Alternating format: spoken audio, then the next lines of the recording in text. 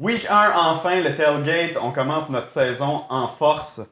Tommy Néron, Jean-Michel Elie qui sont là. Yes. L'épisode présenté par Fromagerie Victoria. Comme tous nos épisodes d'ailleurs, ils ont des produits à amener à la maison, des produits à manger sur place, en location. Une bonne poutine d'ailleurs, j'ai eu la chance de l'essayer récemment.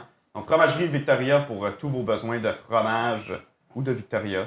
C'est là que ça se passe. Les boys, ça va? Week 1 déjà, ça arrive. C'est notre premier épisode. Je veux pas dire officiel, là, mais premier épisode où il va vraiment avoir du football à suivre. Yes. Avez-vous bien dormi hier ou vous commencez à avoir de la misère? Super bien dormi, mais je suis trop excité pour la semaine de football qui s'en vient. Moi, c'est la première fois qu'on fait un épisode puis que je me suis pas levé à 3h20. J'ai calissement bien dormi. Toutes les autres fois, j'avais la radio le matin. En matin, j'étais comme « Ah, nice! Ouais. 6h, c'était plus tard que toutes les autres fois. Mais j'ai hâte de suivre ça. Je suis peut-être en train d'annuler un show pour suivre la game de vendredi.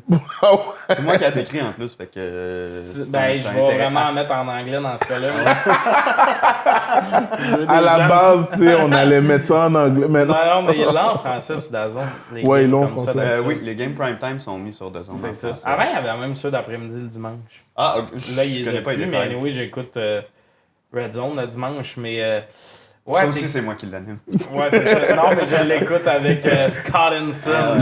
J'aime les plugs que Renaud se met. Ouais, à la fin de l'épisode, il va y avoir de la plug. Puis on n'oublie pas que ça, c'est Lex à Renaud qui a acheté ça. Ça aussi, il voulait le plugger. Fait que ces 3 plugs sont faits. En début d'épisode, c'est clair. Ah, merci. Mais je voulais juste être sûr. Mais là, c'est parce que vendredi matin, je fais de la radio. Fait que jeudi, je me demande si ce que je fais, c'est que je me couche au début de la game.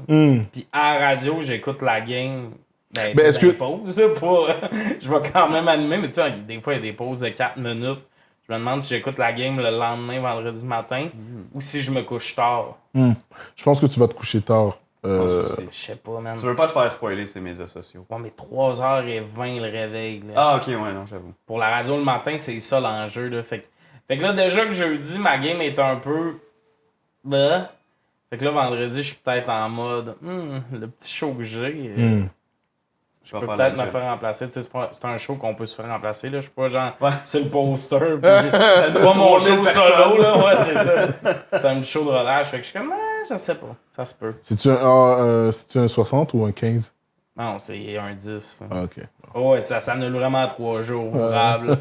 60 minutes t'annules. C'est le temps d'une drive à l'attaque seulement des Chiefs. Donc, ça, ouais, ça mais c'est. En tout cas, c'est compliqué. C'est qu'il faut que tu sois là avant. Puis ça, puis j'ai le goût d'être en pitch. Puis être comme.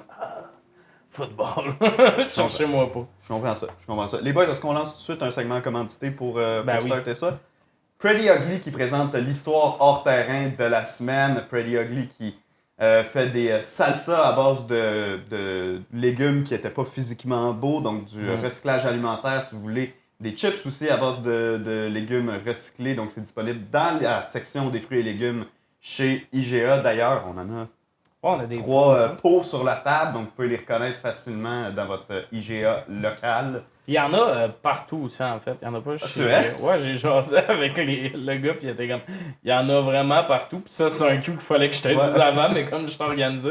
Mais bienvenue dans notre meeting. Ouais, il y en a partout, mais dans les autres places, c'est d'un chip. D'un salsa. Check. Okay. Une année, là, le pot est là, chercher, puis sinon, tu pognes un commis de 16 ans. Puis... Moi, j'en ai vu, j'en ai acheté, et c'est très bon. Ouais, moi aussi, j'ai écouté. Honnêtement, je l'ai pris avec les petits pains pita, là. Tout moelleux, là. Tu vois quoi je parle. Ouais. Les petits, tout petits comme ça. Ah ouais. Je les ai pris, puis je les ai chauffés, puis je les ai trempés dedans. Puis toi, en plus, c'est un produit qui te parle parce que c'est des légumes un peu comme toi, là. Physiquement moins jolis. Ouais, exact. Tu vois, c'est ça que ça fait sur Reméto. Tommy Néron parce qu'on enregistre veut roast ce matin, tout le monde. C'est ça qui se passe. Moi, je suis réveillé, les gars. Les boys, l'histoire hors terrain. Ricky Pearsall, le premier choix des 49ers au dernier repêchage, un receveur éloigné qui a été sauvagement attaqué cette semaine, qui a pris une balle, littéralement, au chest, alors qu'il s'en allait à un événement promotionnel, va rater plusieurs rencontres en début de saison, ben évidemment, parce que tu viens de te faire shooter. Et même à un certain moment, apparemment, qu'il a dit au paramédic qui est venu sur lui, est-ce que je vais passer au travers, est-ce que je vais survivre, à quel point lui a pensé qu'il allait passer proche de la mort. c'est quand même une histoire assez sensationnelle. Puis, juste remonté à l'an dernier, Brian Robinson, qui était un porteur de ballon recru avec Washington, qui lui s'était fait tirer dans la jambe. Ça commence à être une drôle de tendance. Sécurité pour les boys, là. Ouais, pis tu sais, avec la game au Brésil, il y a rien qui nous dit que ça va être le seul. Non, mais Brian Robinson, en plus, je pense que c'était plus quelqu'un qui connaissait, en plus. En tout cas, il est embarqué sur Miniman. Sa première game, il est arrivé sur Miniman. J'étais comme, oh, lui, il y a des messages à passer. Je pense que Ricky Pearsall va quand même embarquer sur du Taylor Swift. Là, il est très blanc. Mais ce que j'ai lu, c'est que c'était un hold-up, pis que le gars qui l'a tiré, lui aussi, est blessé. Puis là, j'ai vu des enfants, mais ça, là, on s'entend, là. Rien de confirmé, je suis pas encore un journaliste, mais sur TikTok, ça jase qu'il aurait tiré sur le gars avec le gun. Je comprends pas trop, là. Pearsall aurait comme voulu intervenir. Ouais. Parce qu'on s'entend qu'en hold-up, d'habitude, c'était comme tu prends les sacs de chips que tu veux, mon gars. D'habitude, il n'y a pas de coup de feu. Je sais pas ce qui s'est passé, puis là, je suis pas en train de dire c'est sa faute. Ça sonne vraiment Ricky. Mais moi, je pense que c'est un bon moyen de lui dire bienvenue en Californie. C'est quoi d'autre qu'accueilli par une balle. Par une balle que dire que tu sais, la Californie, les États-Unis, c'est ça, on en parlait pour Robinson l'an dernier aussi. Je suis pas vraiment étonné qu'il y a toujours des armes à feu qui soient impliquées dans les joueurs de la NFL ou aux États-Unis en général. Donc, c'est pas... Ouais, c'est très fucked up parce que lui, il est comme un peu tombé sa situation. Ouais, c'est ça. Mais ça rappelle à quel point là au mauvais moment. Ouais, mais ça rappelle à quel point aux States, le contrôle des armes, c'est un thing, là. Tu sais, quand à chaque année, t'as un gars qui se fait frapper par balle, puis ça complique la tâche pour les DG aussi, là. Mais 100%. Dans les entrevues, t'es comme, à quel point lui, il a une chance de se faire tirer. C'est ça, c'est un dépanneur, là. Ça vient jouer dans ton argent garanti, tu sais. Ben oui, 100%. Moi, il voudrait pas me donner beaucoup d'argent, il serait comme, il est tellement baveux, c'est sûr que quelqu'un va le tuer. Tu sais, en plus, au point de vue football, cette histoire-là, quand on a repêché Pearsall en première ronde, on avait la situation contractuelle avec Brandon Ayuk qui était pas sûr. On pensait que Brandon Ayuk allait être échangé ou qu'il allait quitter les 49ers. Finalement, il reste, mais si Brandon Ayuk avait été échangé pendant le camp d'entraînement, puis que ça survient juste avant le début de la saison, que tu perds Pearsall, là, on sait pas ça va être combien de semaines, mais disons qu'il rate un tiers de la saison, ça aurait pu mettre les 49ers vraiment dans le trouble avec un manque de profondeur à la position de receveur. Ça aurait vraiment pu être une catastrophe au point de vue football. Là, je sais que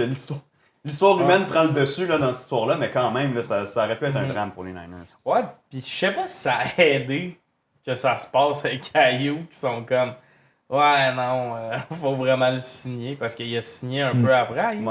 C'était pas juste avant, en tout cas, peu importe, dans les autres. Les autres. Mais d'ailleurs, Ayuk, ça, c'en a un autre que. Sa blonde a fait des TikTok du signing day, là. Tous les commentaires, c'est. Content qu'il reste, mais je l'ai pareil. J'ai vu le meilleur meme, c'est la situation de Pearsall. Parce qu'on parle qu'il manquerait minimum 4 games, mais ça se peut que dans comme un mois, il soit chill. Puis il y en a qui disent que genre Pearsall, il a mangé une balle, puis ça se peut qu'il joue dans 4 semaines. Puis t'as Michael Thomas qui s'est cogné un orteil, puis ça fait 3 ans qu'il a pas joué. Exact. Je trouve ça quand même drôle comme comparatif. Ben drôle. C'est une situation drôle. Ouais. C'est GM qui dit ça depuis une semaine. C'est le groupe chat, là, on parle de Ricky, puis il est comme LOL. Enfin, je me demandais si ça allait arriver avant le début de la saison quand un gars mange une. Il souhaitait ça, en fait. Je vous jure, je le souhaite. Je vous jure. Il dit je vous jure. Bon, ben, on va fermer la parenthèse sur cette histoire hors terrain. On va se retrouver la semaine prochaine avec Pretty Ugly pour une autre histoire hors terrain. On va se diriger vers la cote de la semaine directement.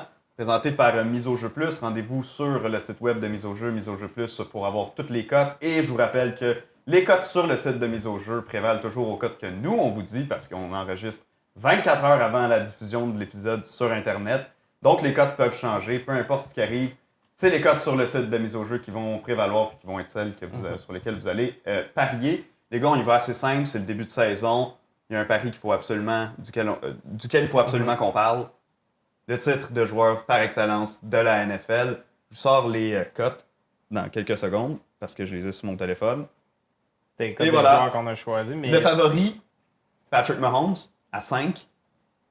Suivi de CJ Stroud à 9.5. Joe Burrow et Josh Allen à 10. Jalen Hurts à 13. Et Jordan Love à 15. Évidemment, la liste continue et se poursuit. Mais je veux savoir vos choix pour le titre de MVP, vous avez pu regarder là, la liste avant justement qu'on enregistre. Moi, j'y vais. Ça me fait de la peine de prendre ce joueur-là parce qu'il est dans ma division. Mais je vais y aller avec CJ Stroud. OK.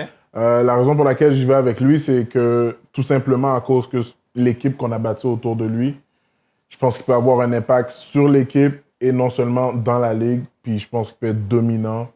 Puis il y a des fortes chances qu'il finisse premier de la division, qu'il soit en série, qu'il se rende très loin dans leur parcours en série. Entraîneur-chef en plus, très intelligent, qui va l'accompagner pendant tout le cheminement de la saison.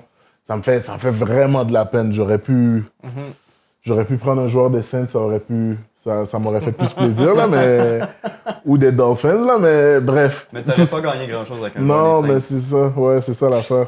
Surtout plein- avec il y a surtout plein de avec bons un joueurs. joueur de Dolphins aussi, mais tout ça On pour va dire... attendre le choix à Tommy. Ben, moi, je suis pas d'accord. J'ai pensé y aller avec Lamar Jackson à 16. Je trouve quand même que c'est une cote un peu disrespect pour un gars qui l'a gagné 2 fois. Mais, I guess, c'est l'arrivée d'Eric Henry qui fait baisser sa cote et tout ça. Mais moi, je suis allé pour un non-quarterback. Je suis allé avec Tyreek Hill. La cote est de 76. On s'entend. Le côté non corps arrière fait monter la cote sans bon sens. On l'a vu avec le top 100 des joueurs. Il y a eu un disrespect à Pat Mahomes en mettant, selon moi, Tyreek Hill devant lui. Puis je me dis, s'il y a un gars qui peut détrôner Mahomes, c'est Tyreek Hill. Parce qu'il faut que ça soit un gars... Tu sais, souvent dans les trophées individuels, tu y vas avec les Texans, tu y vas avec Stroud. Mais j'ai l'impression qu'ils vont souligner la saison des Texans en donnant le Coach of the Year à D'Amico Ryan, si ça se passe bien, parce qu'il l'a pas eu l'année passée. Si un receveur peut le gagner, c'est le receveur qui est avec toi, Tagovailoa, parce que je pense qu'ils vont comme enlever un peu de respect à toi en disant « Ah, il lance pas si loin » pis tout ça. Parce que si t'es un bon receveur avec un bon corps, c'est... Ben, tu sais, pis toi, il est pas à chier, mais avec un corps vedette, ils vont le donner au QB. Fait que j'irai avec Tyreek Hill en causant une surprise puis en étant... Je pense que ça fait genre 12 ans que c'est pas arrivé que c'est pas un QB qui l'a gagné. Là. Adrian Peterson en genre 2012, là, ouais. Ouais, c'est ça. On est rendu à 2024. Chris, je suis arrivé direct dessus. Fort. Pas pire. Mais ouais, c'est ça. Fait que je dirais que Tyreek Hill, je sens qu'il y a un hype dessus. S'il y a une saison en santé, Tyreek Hill. Tu penses-tu que ça lui prend les 2000 verges sur réception? 100%. Ouais, hein? Faut qu'il le fasse. Est-ce qu'il peut le faire? Oui. S'il y a un gars qui peut le faire, c'est lui. Oui, surtout qu'ils ont... Tu sais, leur troisième receiver, c'est Berrios. Tu sais, ils sont pas allés drafter un gars deuxième ronde ou, tu sais... Fait que ça reste Waddle, puis lui est 2 sets principales. Waddle se blesse souvent. Ouais. Fait que c'est ça, mais oui. Mais s'il claque les 2000 verges, on s'entend là, qu'il y a un hype un peu qui se crée avec le MVP, là, il va être dans la discussion. Puis contrairement à beaucoup d'autres équipes, tu sais, mettons, c'est un receveur qui est avec les Chargers, ben c'est Herbert qui l'aurait sûrement, tu sais. Mais là, toi, on sait qu'il y a comme un disrespect. Là, je pense que toi, même s'il avait les meilleures statistiques, on va tout le temps y enlever le crédit. Fait que je pense que Tyreek Hill pourrait le gagner. Puis on s'entend, là, Stroud, il est à 9.5. Ouais. 76 fois la mise. Mais pas ta vie sur le rouge. On se garde un budget, mais tu sais, 10$ fois 76 pour un pari de début de saison, c'est quand même le fun. Ça peut le faire. Il faut que tu attendes jusqu'à la fin de l'année pour avoir ton résultat, mais quand même, c'est effectivement... Mais je sens qu'il va être dans la course tout le long. Je sens que c'est quelque chose qui va être comme... Ben, l'an passé, il l'était. Exact. Ça fait 2 ans qu'il est dans pour parler. Fait que ça me surprend qu'il soit... Ben, ça me surprend pas parce que c'est un non-corps arrière, mais ça fait monter sa cote. Fait que c'est ça. Toi, tu irais pourquoi, mon beau? Moi, je vais avec Jordan Love des Packers de Green Bay. La cote est à 15 fois la mise pour Jordan Love. Je trouve que sur son équipe, il y a tellement de bons receveurs. Il y a 6 receveurs qui peuvent facilement embarquer sur le terrain puis te sortir une belle performance. Tu ajoutes à ça ces 2 tight ends en Musgrave, puis c'est Tucker Kraft, qui est le deuxième. Mais dans ce groupe de receveurs-là, il n'y en a pas un, tu sais, c'est tous des bons receveurs, mais il n'y en a pas un assez fort pour dire « Ah, tu sais, Jordan Love paraît bien à cause de ce gars-là. » C'est vraiment lui qui va bien faire paraître son groupe. Je pense que s'il partage bien le ballon, ça devrait bien se passer. Puis je pense qu'ils vont avoir beaucoup de succès cette année par la passe parce que tu as tellement de bons receveurs, justement. Tu peux en mettre 4 sur le terrain facilement. Josh Jacobs en single back, c'est un gars physique. Puis parce que tu as beaucoup de receveurs, ils sont obligés de sortir un gars de la boîte. Ça donne plus d'espace à Jacobs. Puis le fait que Jacobs va être efficace va faire que tu vas devoir réduire ta couverture pour... Bref, vice versa, là, ça va... Ouais, ça le va fait que- les deux vont s'aider entre eux. Moi, j'aime beaucoup mieux le fit avec Josh Jacobs comme porteur des Packers que c'était le cas avec Aaron Jones par le passé, même s'il a été bon. Ouais, puis le fait que le corps de receveur des Packers, c'est un vraiment bon argument parce qu'on s'entend que ça se joue à pas grand-chose, les votes.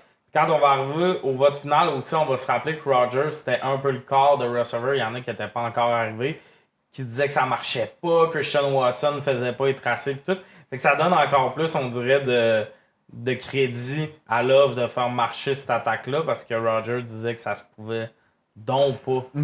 Mais en même temps, Jordan Love a tellement de choses à prouver cette année Ouais. là, par rapport à l'année dernière en termes de statistiques qu'il a eu. Et le contrat, man. Ouais, le Ouais. contrat aussi, le meilleur ça. QB, le meilleur joueur NFL, je pense, le mieux payé. Le mieux payé de tous les temps. Donc, je pense que ce serait très bon qu'il démontre son talent de MVP. Parce qu'avec un contrat comme ça, c'est soit tu nous gagnes MVP ou soit tu nous gagnes un Super Bowl. Ouais. C'est Ah, il faut. tout simplement ça. C'est tu sais, on veut pas quelque chose d'autre. Ouais, surtout que là, faut pas oublier dans l'historique qu'il a été drafté à un moment où Rodgers avait peut-être besoin d'aide, que ça avait fait bras. Tu sais, que c'est cool qu'il ait été assis en arrière de Rodgers pour apprendre. J'aime tout le temps ça quand un QB peut le faire. Mais c'était pas un gars de troisième ronde. Tu sais, ils ont mis un premier ronde, ils ont donné du temps, puis le temps qu'il a eu pour apprendre, ça il a même pas nuit sa négociation de son contrat. Il a eu le même cash que les QB qui jouent depuis 3-4 ans ont eu. Fait que faut vraiment que je pense que les fans à Green Bay ils attendent de Love de leur ramener le Super Bowl, puis la fenêtre est là. Ouais. Moi, j'aime ça que tu dis ça, que la fenêtre est là, parce que tu regardes une équipe comme Buffalo, qui ont été pourris pendant 20 ans. Là, quand Josh Allen a commencé à connaître du succès et tout, on se disait, il monte, la fenêtre s'en vient et tout. Puis on s'est pas rendu compte, non, la fenêtre, elle s'en vient pas. La fenêtre était là. Puis là, selon moi, elle est en train de se refermer pour Buffalo. Là, définitivement, ils sont moins bons que dans les dernières années sur papier, là, selon moi. Mais pour les Packers, c'est un peu ça. Faisons pas c'est une année de pas de plus vers la fenêtre. Non. Ta fenêtre, elle commence à ouvrir. Je te dis pas que c'est boom or bust cette année, qu'il faut absolument que tu gagnes le Super Bowl cette année. Mais il faut pas négliger là, sur un 3-4 ans peut-être que tu as pour Ouais, la gagner le fenêtre Super est Bowl. là. C'est maintenant là, pour les Packers. Pour moi, là, l'analyse des fenêtres dans la NFL, des analystes plus vétérans, mettons, aux États-Unis, puis tout ça, est compliqué.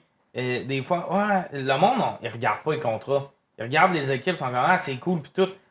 Tu prenais les Bills en exemple. Les Bills, là, on le voyait qu'ils étaient vieillissants. Puis le contrat de Von Miller, il y a beaucoup de monde qui avait collé à la shot que ça allait les empêcher de signer du monde, tout ça. mal. Mais oui, exact. Là, les Packers, moi, je pense que c'est 2-3 ans leur fenêtre. Une fenêtre, ça se réouvre en 2 ans dans la NFL. Je tiens à le préciser. Une année, tu sais, les Bills, mettons, là, qu'on dit que ça se referme, t'as 2 bons drafts, Ouais. puis ça peut se réouvrir. Non. Mais là, ils sont dans une fenêtre. Parce que je pense qu'il y a un quart qui passe, mettons, 12 ans avec une équipe, puis il va avoir la moitié des saisons que ça va être fenêtre d'opportunité. Ben là, Jordan Love, il est là-dedans. Puis surtout, plus tu as des bonnes saisons, plus tu as des calendriers tough. Fait que là, ils sont encore un peu dans la découverte Exact. d'affronter des grosses équipes. Tout ça, fait qu'on va voir ce qu'ils peuvent nous donner. Ouais, mais ils ont terminé 2e dans leur Exact. division l'an dernier, donc tu n'auras pas à affronter les champions de Exact. division comme les Lions vont avoir à le faire plus tard dans l'année. Exact. On rappelle, mise au jeu plus. Faites-vous un budget, soyez responsable. Si vous vous défaites, c'est pas la place pour vous refaire. Arrêtez de jouer si ça va pas là-dessus. Les gars, pour rester sur le thème du MVP, on y va sans cote cette fois-ci. Est-ce que votre choix conserve... Moi, je vous le dis, je conserve Jordan Love quand même. C'est mon choix pour cette année. Mais est-ce que si on fait abstraction de la cote, vous changeriez de joueur? Moi, oui. Moi, absolument. Moi, je pense que... On est des hosties de rats. Mais quand tu regardes, tu sais, la situation de Joe Burrow, par exemple, moi, je le prends comme MVP. Puis la seule raison pour laquelle je le prends comme MVP, c'est par rapport à son expérience. Puis, non, 2 raisons. Son expérience, puis ses receveurs, que selon moi, il y a l'un des meilleurs duos de receveurs de la ligue. Puis, je pense qu'il peut faire toute une différence dans une fin de match. Au début de la game, n'importe quand, dans la game, il peut faire une différence. Puis je pense que moi, je suis surpris quand je le vois vraiment à l'arrière par rapport à gagner le MVP. Mais je trouve pas qu'il est à l'arrière. Moi, pour faire du Moi, je pense qu'il est à l'arrière. La cote est haute pour un gars qui s'est blessé l'année passée. Oui, mais je le verrais en arrière dans la mort, mettons. Ouais, mais la seule chose qui me fait peur par rapport à Joe Burrow, c'est je pense pas que cette dernière saison, il a connu des saisons qui faisaient en sorte que, à part la saison qui s'est blessé là, que sans aucun doute, ça allait être lui le MVP. Je pense que cette année, ça devrait être celle-là, ou sinon on va commencer à parler, il va y avoir des chuchotements dans les vestiaires, puis ça va commencer à se dire que est-ce que c'est l'homme de la situation. Je pense pas que ça va être ça pour parler. Moi, je pense que Joe Burrow, c'est un des gars qui a le plus de respect pour ce qu'il a fait dans la NFL. Puis je suis pas en train de dire qu'il est pas bon, mais pour l'échantillonnage qu'il nous a donné, Joe Franchise, blablabla, il est donc cool. Tu sais, c'est un poster boy pour la NFL. Ouais. Puis je pense pas que le chuchotement, ça va être l'homme de la situation, ça va être qu'il est mal entouré. Là, j'ai hâte de voir. Tu sais, on parle de fenêtre d'opportunité, là. Le Super Bowl des Bengals, ils se sont rendus. Moi, je le dis souvent que c'est une équipe Cendrillon. Puis depuis, ils n'ont pas fait une run intéressante. Là, Chase veut un sou de plus que Jefferson. Là, vous avez vu ça passer. Man, si tu payes Jefferson, Burrow, là, il y a un des plus gros contrats de QB. Je trouve que ta défense est déjà chambranlante. Ouais. Bonne chance. Fait, pour moi, c'est là leur fenêtre d'opportunité. Ouais. On va voir ce que ça donne. Mais je pense que s'il y a une bonne saison, c'est un des gars que les électeurs vont être le plus contents de voter pour lui. Ouais, ça, je suis d'accord avec toi. Puis il faut mentionner aussi, T. Higgins va probablement quitter après la prochaine saison. C'est probablement sa dernière année avec les Bengals de Cincinnati. Exact. Donc ça, t'as raison, quand on parlait de fenêtre tantôt, les Bengals, c'est là, puis on est tard. Là. Exact. Joe Burrow va avoir une autre fenêtre, éventuellement, avec les Bengals. Il est encore jeune aussi, là. S'ils réussissent à reconstruire, il n'y a pas de problème. Exact. Mais quand même, il faudrait peser sur l'accélérateur pour eux. Maintenant, ton choix? Ben, moi, je vais... Vous savez, là, je parle des Chiefs depuis... moi, je pense qu'ils vont pour le three-peat. Puis Mahomes, qui n'a pas été... Tu sais, la raison pourquoi je prends pas Mahomes, c'est que la cote de 5.5, je pense, pour un pari sur... Ben oui, sur du 4 long terme. mois, ça fait pas de sens. Pour moi, là, tu mets 10$, tu fais 5 fois ta mise. Mais Mahomes, c'est le genre de gars qui nous a prouvé que... Moi, là, le petit disrespect qu'il reçoit, j'aime bien ça pour Mahomes. Il a pas gagné. Quel disrespect tu penses qu'il reçoit? Tabarnak, les autres joueurs l'ont pas élu meilleur joueur de la NFL. Ben, ça, c'est... Il était pas 4e en plus dans la liste. Il était pas bien quoi. Ils ont genre mis McCaffrey puis Hill avant lui. Moi, je suis désolé, je suis Mahomes que je viens de gagner 2 Super Bowls. Puis les crises de Raiders avec leurs marionnettes qui faisaient des sketchs, j'étais comme, ouais, ça, là. Moi, je trouve pas bien placé. Avez-vous vu ce que Mahomes a dit par rapport aux Raiders avec la marionnette? Non, vas-y. Il a genre dit, c'est le genre d'affaire qu'on va être gérant en temps et lieu. Moi, je vous le dis, semaine Raiders Chiefs, je mets ma vie sur Mahomes. Genre, ce gars-là, il est cray-cray, il se prend des petites notes mentales, là. Pis c'est comme, parfait, 4e dans la liste des meilleurs joueurs de la NFL.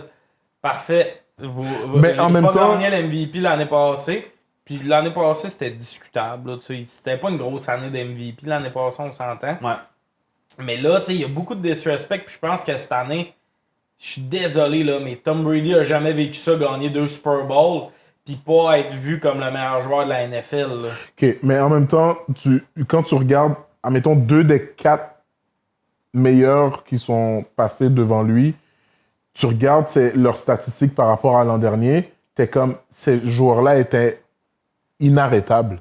Tabarnak, il a gagné le Super Bowl avec Marquez Valdez-Scantling. Je comprends 100%. Je comprends 100% qu'est-ce que tu dis, mais quand tu regardes Tyreek Hill, il n'y a pas un coordonnateur défensif qui était comme, j'ai le parfait game plan pour lui. Mais, mais la vérité, c'est qu'il n'y a pas un coordonnateur défensif qui avait un game plan pour Mahomes. Oui. Pendant la saison, oui, beaucoup. Ouais, mais t'arrives au Super Bowl. Oui, t'arrives au Super Bowl, tu gagnes. OK, oui, je suis d'accord complètement avec toi. Mais en termes de moi, les joueurs qui sont en avant de lui, je suis pas surpris qu'ils soient en avant de lui. Tu sais, si tu me parles d'un Christian McCaffrey, je suis pas surpris qu'il soit en avant de Mahomes parce que, premièrement, il court, il attrape. C'est un joueur qui peut changer la game. Mahomes aussi, je te le donne. Il a fait une passe en arrêt de son dos en pré-saison. Je vais dropper les gars, tabarnak. Il court, il attrape. Il est blanc. Ouais, mais je comprends que McCaffrey il est bon, mais ça fait aucun sens que pour le MVP. Puis je pense sincèrement que cette année, la Ligue a ajusté le vote pour qu'il y ait de l'amour donné à des joueurs qui sont pas corps arrière. Parce qu'on s'entend que sinon, le top 100 de la NFL, les 20 premiers joueurs seraient des QB. C'est la position un peu difficile. On s'entend que quand je vois un garde en avant d'un jeune QB, je suis comme, oui, ce garde à droite-là est clairement plus important que ce QB-là. Mais il y a quand même une forme de disrespect pour moi qu'à ta deuxième année back-à-back Super Bowl, avec une équipe qui à chaque début de saison, on se disait, ça sera pas ça. Puis la vérité, on s'entend, là, tu sais, Travis Kelce est dans le club des 99, ça fait bien réagir. Je suis d'accord, là, il y a un hype sur ce gars-là. Kelce est bon, mais c'est plus un gars genre 99 de général et compagnie. Il a même pas fait 1000 verges l'année passée. Mais Mahomes a justement amené tout ce monde-là au Super Bowl. J'ai l'impression qu'il va avoir une grosse saison. Puis une grosse saison, moi, je serais pas surpris qu'il challenge certains records dans une saison de la NFL. Mahomes? OK. OK. Ça va être à suivre. Les OK. boys. Je serais pas surpris non plus. Parce que maintenant, avec les 2 nouveaux receveurs qu'il a, comme il peut avoir un gros impact. En plus, tu rajoutes Kelce dedans, ça peut être quelque chose d'assez méchant. Les gars, on enchaîne avec le titre de joueur offensif de l'année. On a pris des corps arrière pour le titre de MVP. Normalement, le titre de joueur offensif de l'année sert souvent à récompenser le meilleur joueur offensif qui n'est pas un corps arrière. Donc, à moins que ce soit un non-corps arrière qui gagne le titre de MVP, normalement, c'est ça. Ça ne devrait pas être un corps arrière qui le gagne. Avez-vous un choix particulier pour ce trophée-là? J'ai Tyreek Hill. C'est là que ma logique revient un peu à Mahomes risque de gagner MVP, puis le meilleur joueur de la saison, ça devrait être Hill. La seule façon qu'Hill gagne MVP, c'est s'il claque le 2000 verges. Ouais. Moi, je vais aller avec Deebo Samuel. OK. C'est un gars qu'on peut utiliser partout sur le terrain, qu'on utilise partout sur le terrain, mais ça va dépendre de s'il reste en santé ou pas, parce qu'on connaît son historique de se blesser toujours au mauvais moment. Un autre gars des Niners qui court et qui attrape. Ouais, exactement. Puis il est noir. il y a le plus value que Ted. Ouais, exact. Mais pour Deebo, il faut qu'il reste en santé, ça c'est de un, parce que souvent il a l'habitude de rater quelques matchs par année, mais quand on parle de trophée, des fois rater quelques matchs, là, ça peut faire la différence. Ça peut te coûter cher, puis surtout il joue dans une grosse attaque qui est vraiment diversifiée. Donc j'ai hâte de voir, s'il met les chiffres, c'est sûr et certain qu'il va être un candidat intéressant. Mais tu vois, l'an passé, McCaffrey l'a gagné. Puis c'était difficile de dire que McCaffrey n'était pas le gars qui le méritait parce qu'il a vraiment connu une grosse saison. Mais avec tout le monde qu'il y a du côté des 49ers, je sais pas si Deebo va être assez isolé pour le gagner. Quoi qu'en même temps, je sais c'est quoi mon choix. Puis ça va un peu dans la même veine. Moi, ça se base sur rien, OK? On s'entend, là? Ouais. Ça se base sur aucun fait. Ça s'appelle le tailgate parce qu'on jase. Ouais. En chum, là, c'est sûr qu'il y a des grosses blessures. Maintenant, on est tes amis, c'est ça? C'est ça que j'en fais en tête. J'ai tellement l'impression que ça se peut pas, que ça fait comme trop longtemps qu'ils se sont pas tous pétés. Ouais. Puis en plus, ils ont des gars qui ont tendance à se blesser. J'ai l'impression qu'il va y avoir des grosses blessures du côté des Niners. C'est vraiment mon impression. Puis à la limite, c'est peut-être la meilleure affaire qui pourrait leur arriver. Parce que s'il y a des blessures, peut-être les chiffres de Purdy vont un peu descendre et vont réussir à négocier le contrat. Mais on dirait que j'ai l'impression que McCaffrey, là, c'est un peu le mythe, c'est quand t'es vu comme le meilleur pick pour un fantasy, c'est une année où t'as des chiffres atroces. Ouais. Puis on dirait que là, McCaffrey a un gros hype dessus. Mais ça reste un gars qui se blessait beaucoup en début de carrière puis qui vieillit. Porcelaine, là, en début de carrière. Là. Ouais, pas genre il se blessait souvent. Haha, là, non, toujours. Des saisons finies. Là, il vient de vivre une grosse saison. Il s'est pas blessé puis il s'est rendu jusqu'au bout. Ça fait une couple de fois qu'ils ont des grosses saisons back-à-back, les Niners. Je serais pas surpris que, justement, Dre Green, là on oublie un peu qu'au Super Bowl, il s'est blessé en embarquant sur le terrain. Là. Vous vous rappelez de cette séquence-là? C'est un peu ça qui a changé le match. Là, on a entendu parce qu'il y avait une très bonne game. Il tuait Kelce. Ouais. Il était rien capable de faire. Il couvrait Kelce à la perfection. Puis on entend Mahomes même le dire. Ils ont fait un peu un moment fort de ça. Puis il est comme... T'sais, le 57 est blessé, puis on l'entend dans sa voix qui est comme... Ça vient de changer à la game. Là. Fait que, tu sais, genre de voir les blessures, qu'est-ce que ça va donner? Toi, c'est quoi? Ben moi, je vais avec un autre gars qui va jouer dans une attaque qui est assez complète, qui a plusieurs joueurs étoiles. Je vais avec Saquon Barkley, avec les Eagles de Philadelphie. Je pense que s'il reste en santé, justement, tu sais, on parlait de McCaffrey qui a été souvent blessé dans sa carrière. Barkley, c'est un peu la même chose. Mais si cette année, il connaît son année en santé, avec le gros club qu'il y a avec Philadelphie, il va avoir beaucoup d'opportunités de courir avec le ballon. Tu sais, l'an passé, on divisait la job en 4-5 gars dans le backfield pour les Eagles. Moi, j'ai l'impression qu'il peut avoir une grosse année. C'est un gars qui attrape, c'est un gars qui court, il est noir. donc non, je vais avec Saquon Barkley. Je pense que les Eagles vont avoir une grosse saison, règle générale aussi. Mais ça m'étonne parce qu'il va, comme tu as dit tout à l'heure, il va pas être un joueur isolé. C'est quand même une attaque assez large avec AJ puis Smith.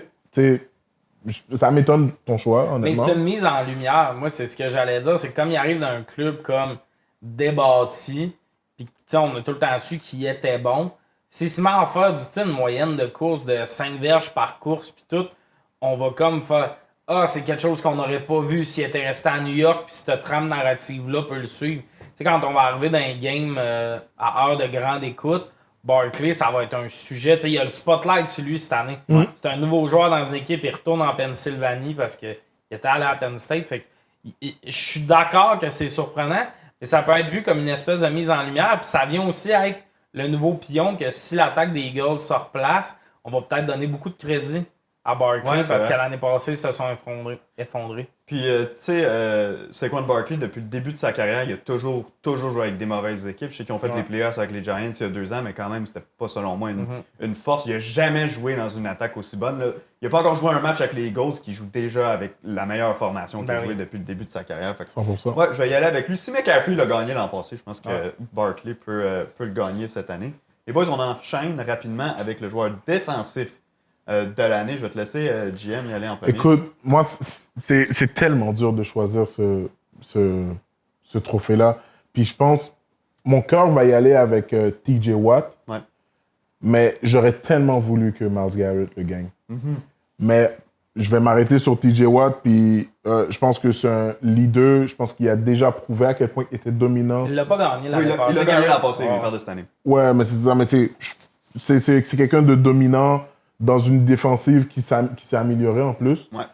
Avec un coach qui a plus rien à perdre, il aime jouer pour son coach. Je pense que les Steelers, en général, ont rien à perdre. Puis c'est quelqu'un, comme je vous dis, d'impact. Puis il peut vraiment faire la différence sur un 3e essai est long, un 4e essai est court.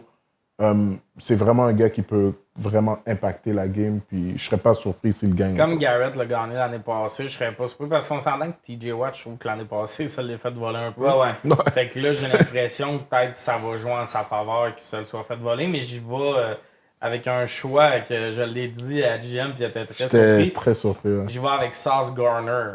OK.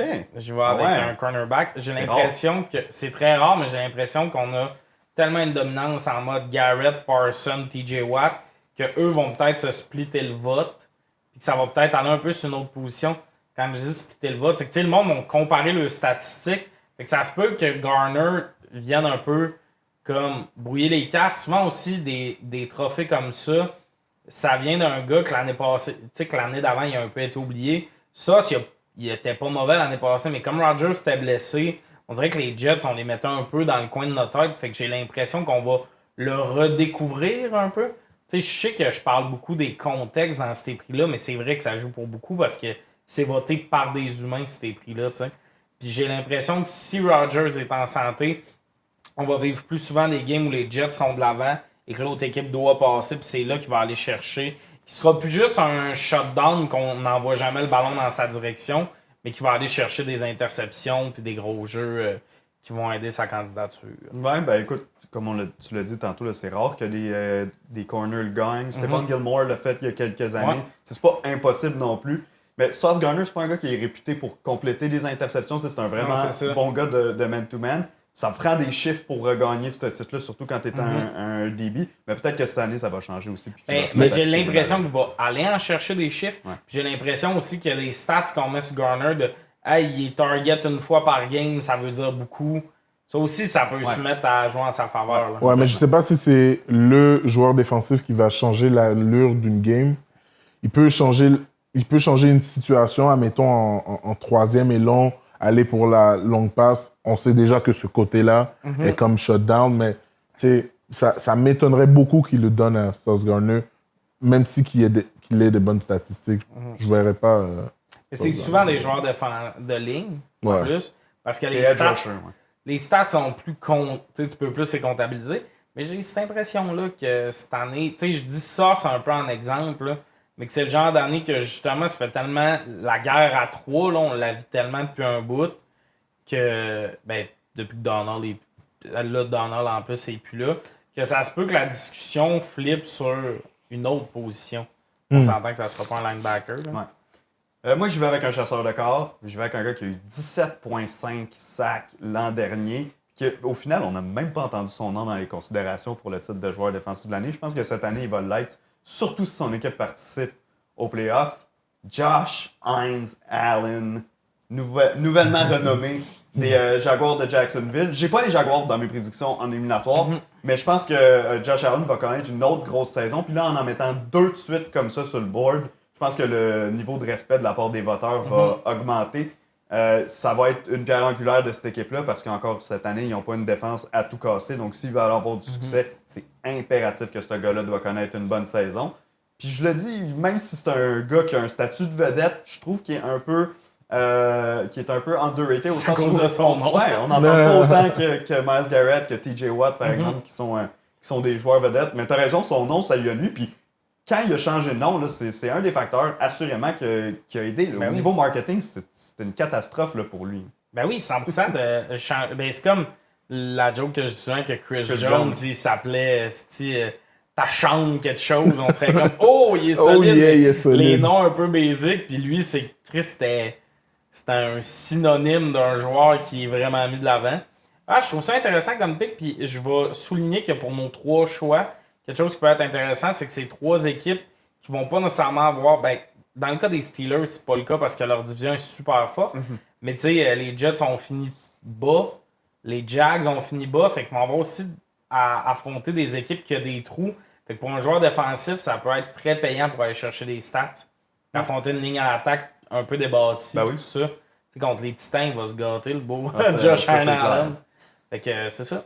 OK. On continue dans les trophées. Absolument, on y va avec l'entraîneur de l'année. Souvent, c'est remis à un coach qui prend un club des bas-fonds, qui l'amène en éliminatoire. Des fois aussi, simplement coach de la meilleure fiche. Ouais, c'est vrai que tu as raison que c'est de moins en moins ça, mais c'est encore une possibilité. En tout cas, moi, mon choix, il va dans cette direction-là. Moi, je vais dans une direction. Vous savez laquelle? Mesdames et messieurs, le crâne de Demico. Oh, OK.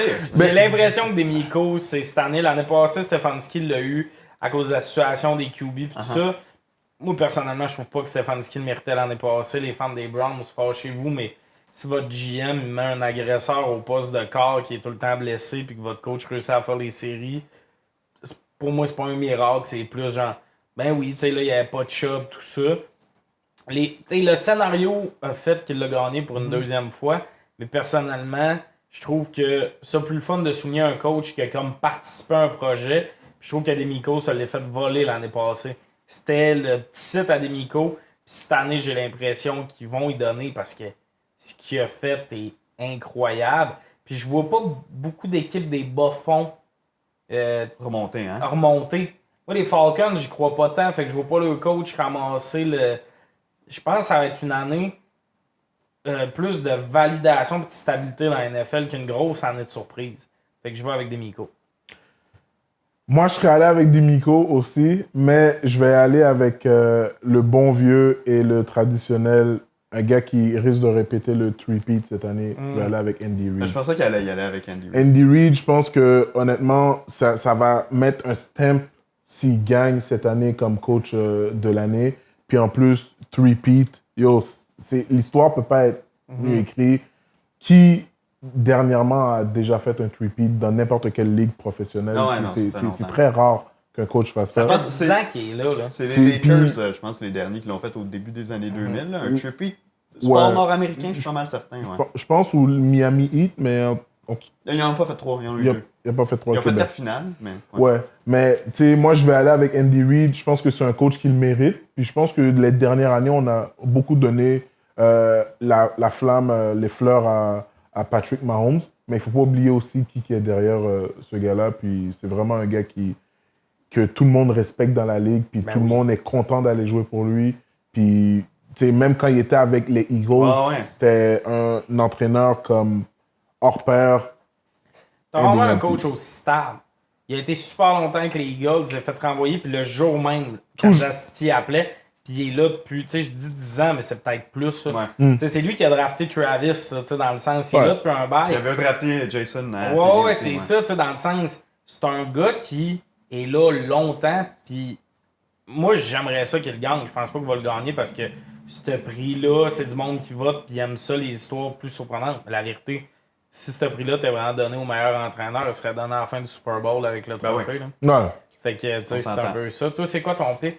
Moi, vous allez être surpris par mon choix. Il y en a un des deux qui va être content. Il y en a un des deux qui va dire je sais où tu t'en vas. Là. Merci, mon Renaud. J'ai vu ta cote. Tu parles des Colts? Hein? Ouais, Shane Steichen. Je pense qu'il va gagner coach de l'année. C'est évident qu'il veut le gagner. Pour de vrai, dans la dernière semaine, j'étais en train de réviser les alignements, j'étais en train de préparer mes trucs pour Red Zone et tout. Puis, tu sais, Jonathan Taylor et Anthony Richardson ont jamais joué un match ensemble sur le terrain. C'est deux gars avec un potentiel extrêmement élevé, puis on l'a vu aussi qu'ils sont capables de le faire dans des matchs. J'ai l'impression que s'ils sont en santé, les Colts, c'est vraiment pas impossible qu'ils cognent à la porte des playoffs, surtout considérant qu'il y a des équipes qui ont droppé dans l'AFC, qu'il y a des équipes comme les Jets, que c'est boom or bust avec eux. Ouais. Donc ça peut ouvrir des spots là, dans l'AFC pour les playoffs. J'ai l'impression que si Indy joue au-dessus de 500 puis qu'Indy même va chercher 10 victoires, fait les playoffs, puis compétitionne pour le sommet de la division, je pense quand même que les Texans vont le gagner. Mais je pense que Steichen n'aura pas le choix d'être considéré comme entraîneur de l'année. Et surtout que Steichen, on s'entend que c'était le coordonnateur offensif des Eagles dans leur run. Ouais.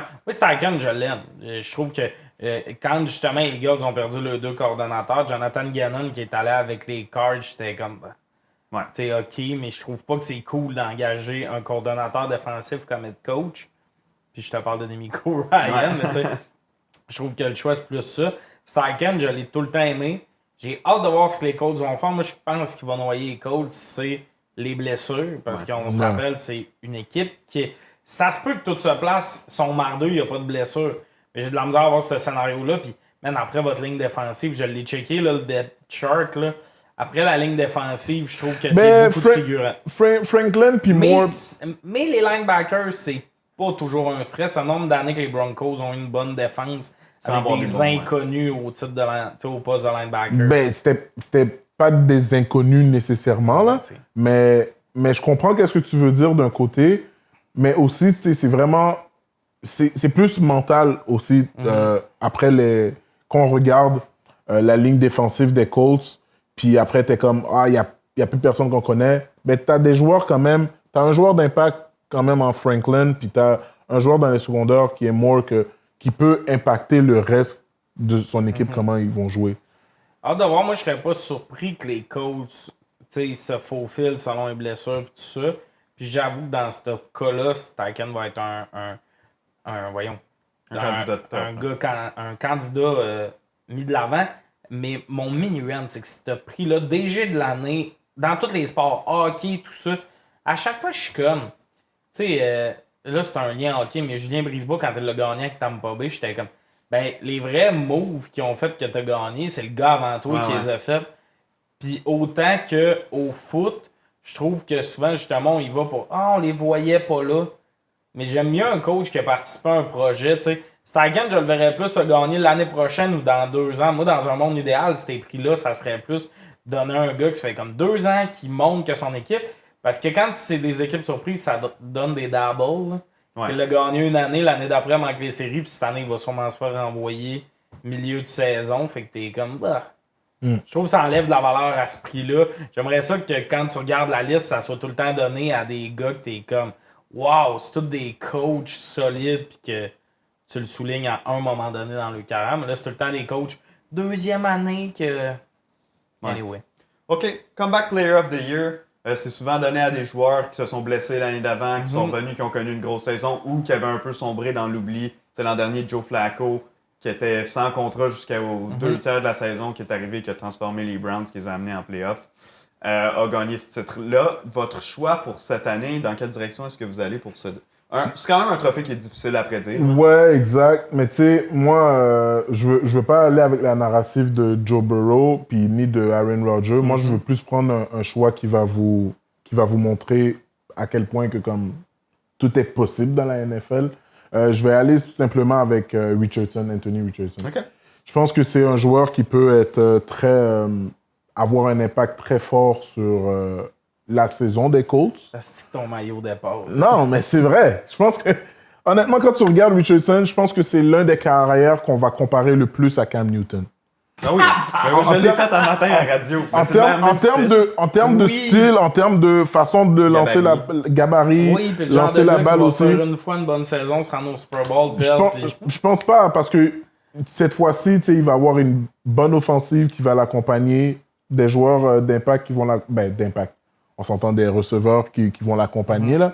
Mais je pense qu'avec la narrative qui fasse toute la saison, qui soit constant, puis que Jonathan Taylor l'accompagne aussi en arrière, dans le champ arrière. Je pense que c'est un joueur qui peut avoir une très bonne saison. Puis ses coéquipiers, ses collègues vont lui donner le vote du comeback player. Moi, je joue avec Joe Burr. Ils veulent lui donner un prix. Il n'y aura pas les stats pour avoir MVP sûrement pis tout. Fait qu'ils vont se rabattre sur on lui a donné le comeback player of the year. Rodgers, j'y crois pas. La NFL veut pas donner de prix à Rodgers. Non, ben, quand ils donnent MVP, c'est comme ils n'ont pas le choix puis ils donnent en regardant au ciel. Il a gagné de manière unanime. Non, mais tu sais, je pense que c'est pas il faut que les stats, genre, soient... Ouais, c'est ça. C'est un gars anti-vax, qui est disparu du camp d'entraînement pour aller voir les pyramides en Égypte. Ouais. C'est pas le poster boy de la NFL, le vieux monsieur de 40 qui est comme le vaccin, c'est de la petite piste, tu sais.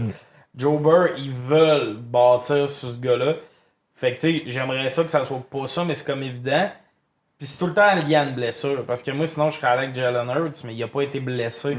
Puis les espèces de. Il était moins bon, puis il est revenu, ça fait pas vraiment partie de ce prix-là. Non, puis il a pas été assez mauvais l'an passé pour être. Fait que moi, ça serait Joe Burrow, parce que c'est comme la façon qu'ils vont trouver de l'amener à la cérémonie. J'aille pas ton choix de Joe Burrow, surtout considérant que ce prix-là, il est aussi souvent utilisé dans le cas d'un joueur où ça prend le contexte, là. Mais comme prix de consolation, titre de MVP, au sens de comme, hey, t'es deuxième pour MVP, finalement, tu l'auras pas.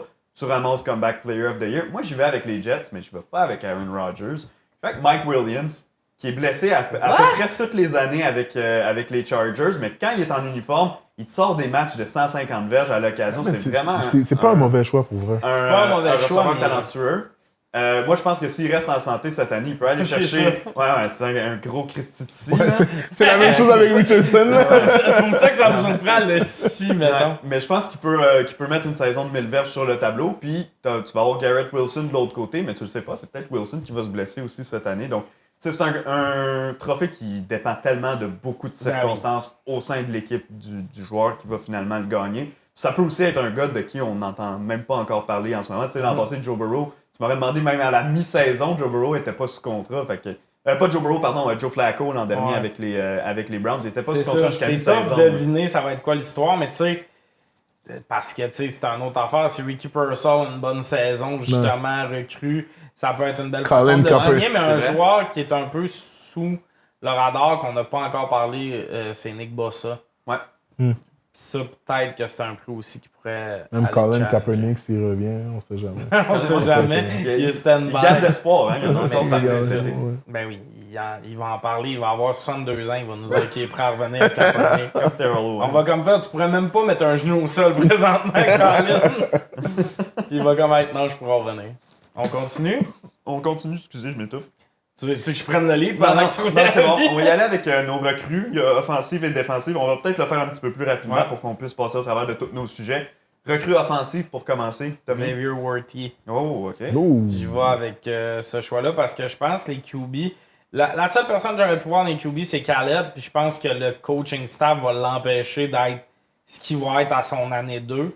Fait que je pense que ça va un peu tomber sur un gars qui a des grosses stats dans une position autre. Puis Worthy, j'ai l'impression que... On a vu là, au camp d'entraînement, Mahomes, il a l'air de créer une connexion de... On ouvre l'attaque avec toi, puis après ça... On le sait que Mahomes, il aime ça étirer l'attaque avec un joueur. Il a retrouvé son Tyreek Hill, puis ça sera pas long qu'il va aller vers là, je trouve. Moi, je vais aller avec... Arvin. Non, Bo Nix. Bo Nix. J'ai pensé à ça quand je faisais le... oui, c'est ça. Comparé aux entraîneurs qui vont pas bien encadrer Caleb Williams, je pense que Bo Nix, c'est totalement le contraire. Je pense qu'il va avoir une saison d'impact, puis je suis persuadé persuadé qu'il va avoir une meilleure saison que Caleb Williams. Et ça, je le dis à ma caméra. Ben oui, dis-le à ta caméra. Moi, je peux te dire de quoi à ma cam? Non, dis rien à ta cam. Moi, personnellement, je trouve que Bo Nix va avoir une meilleure saison. Il va jouer dans une division qui va lui permettre, à part quand il va jouer contre les Chiefs, c'est les seuls games que je sais qu'il va perdre. Mais les autres games dans sa saison, dans sa division, je pense qu'il peut les gagner. Puis je pense que ça va être un très bon joueur offensif. Moi, si je peux dire de quoi à ma cam, les fans des Broncos, arrêtez de m'écrire. Est-ce que je suis des messages? Le monde m'explique pourquoi Bo Nix pourrait marcher sur l'eau. Là. J'adore que vous soyez là. J'adore tout le monde qui est là au tailgate. Je vous aime. Mais là, les messages privés qui m'expliquent que Bo Nix, je manque de respect à Bo Nix. C'est ma phrase préférée. Ben, je pense que tu lui manques de respect, par exemple, parce que on s'entend qu'on n'a rien vu encore en saison. Là. Non, je sais, mais il y a Broncos. Il y a une belle pré-saison. Je pense qu'ils ont trouvé un QB bon. Oui. Moi, je pense qu'ils ont trouvé un QB bon avec un head coach, un entraîneur-chef qui est très bon aussi. Mais je trouve que son plafond, c'est un genre d'Alex Smith. Tu comprends? C'est que le plafond, pour moi, de Bo Nix, c'est un middleman. Mais t'as un middleman au choix 6, alors qu'il y avait déjà 5 QB de sortie. T'as réussi ton choix. Mais je pense pas que ça va être un gars flashy, tu sais. Non, ça va pas être un gars flashy. Ça va être un gars qui va exécuter, genre un style genre Peyton Manning, Drew Brees. Non, mais qui va exécuter. Enlève des mots comme ça de ta bouche, mon grand. Là, tu vas le comparer à un Jared Goff avant que je me fasse. On s'en met 2 Hall of Famer pour un middleman. Mais honnêtement, je trouve que, comme, de ce que je vois dans sa game pré-saison, de ce que j'ai vu, c'est un gars qui... Tabarnak, qui joue contre des gars qui appliquent chez Walmart en ce moment, là. C'est pas grave. Non, mais c'est pas grave. C'est pas grave. Je pense que, comme, avec les semaines en semaine qui vont venir, je pense que ça va être un gars qui va faire un gros impact. Quand je vais le voir faire 4 semaines, OK, qui joue pas contre des déménageurs et des électriciens, on s'en jase. Il y a une petite belle pré-saison, mais c'est la pré-saison. J'ai rien à chier des games pré-saison. Il crée un beau petit hype de l'espoir, mais Caleb Williams aussi a eu une belle pré-saison. Non, mais je me fous de la pré-saison de Caleb. Je pense qu'il va avoir une année 1 de merde, Caleb. Et le coaching staff va se faire sortir, puis là, il va nous montrer ce qu'il peut faire après. Mais Bo Nix, baissez vos attentes. Là. Le gars, il a 24 ans. C'était un des QB les plus âgés de la draft class. C'est normal qu'il trouve peut-être plus vite ses repères. En plus, ils ont drafté un gars avec qui il jouait à l'université, qui avait déjà une connexion. Ça aide à avoir une bonne pré-saison. Il reste pour les Broncos qui sont un beau chantier. Là. Je pense que ça va être compliqué. Moi, j'avais écrit Ladd McConkey, le receveur, choix de deuxième ronde des Chargers cette année. Je me suis dit, les Chargers n'ont pas de bons receveurs. Ils ont une bonne ligne à l'attaque maintenant avec Joe Alt qui a été repêché et Rashawn Slater qui sont les deux bloqueurs. Et même s'ils disent qu'ils veulent courir beaucoup le ballon, ils n'ont pas le backfield, selon moi, pour courir le ballon à longueur de saison. Donc j'avais pris McConkey, mais la vérité, c'est que je pensais qu'un de vous deux allait prendre Marvin Harrison Jr. C'est lui qui va gagner recrue offensive de l'année cette année. Il va être spectaculaire. Il y a un corps arrière qui est capable de lui rendre le ballon. On peut bien chialer sur Kyler Murray autant qu'on veut. C'est quand même un corps arrière potable et qui va te donner une certaine garantie au poste de corps. Marvin Harrison, c'est un des meilleurs prospects au poste de receveur depuis des années et des années. Donc, je pense que c'est lui qui va... Ouais, puis la NFL, en cas de doute, c'est un joueur sexy à qui donner le trophée. On s'entend que Swarty et Harrison, mettons, ont des stats similaires. Il joue avec Mahomes, il joue dans une équipe. Buildé va tasser Worthy. Puis là, Marvin Harrison, tu sais, c'est un nom en soi aussi. Là, moi, je plus pense complet aussi que Worthy. Mais en même temps, il n'y a pas des petites démêlés là, avec son nom et son image. Ça peut y nuire, par exemple. Ouais, ça, c'est vrai que ça pourrait éventuellement peut-être lui nuire. Est-ce qu'on passe au recrue défensif? Ouais, mais Kyler Murray, en tant que QB, là, je sais pas si Kyler, il faut mettre un peu de respect sur son nom. Ouais, ben... Il a été blessé l'année passée, fait que j'ai l'impression que c'est un sleeper pour beaucoup de monde. Il faut qu'il se structure. Mais là, c'est la première fois qu'il joue avec un head coach qui fait du sens, puis je viens de chier sur Gannon, mais reste qui fait du sens. Dans une équipe un peu mieux bâtie, on s'entend que c'est très mal bâti encore.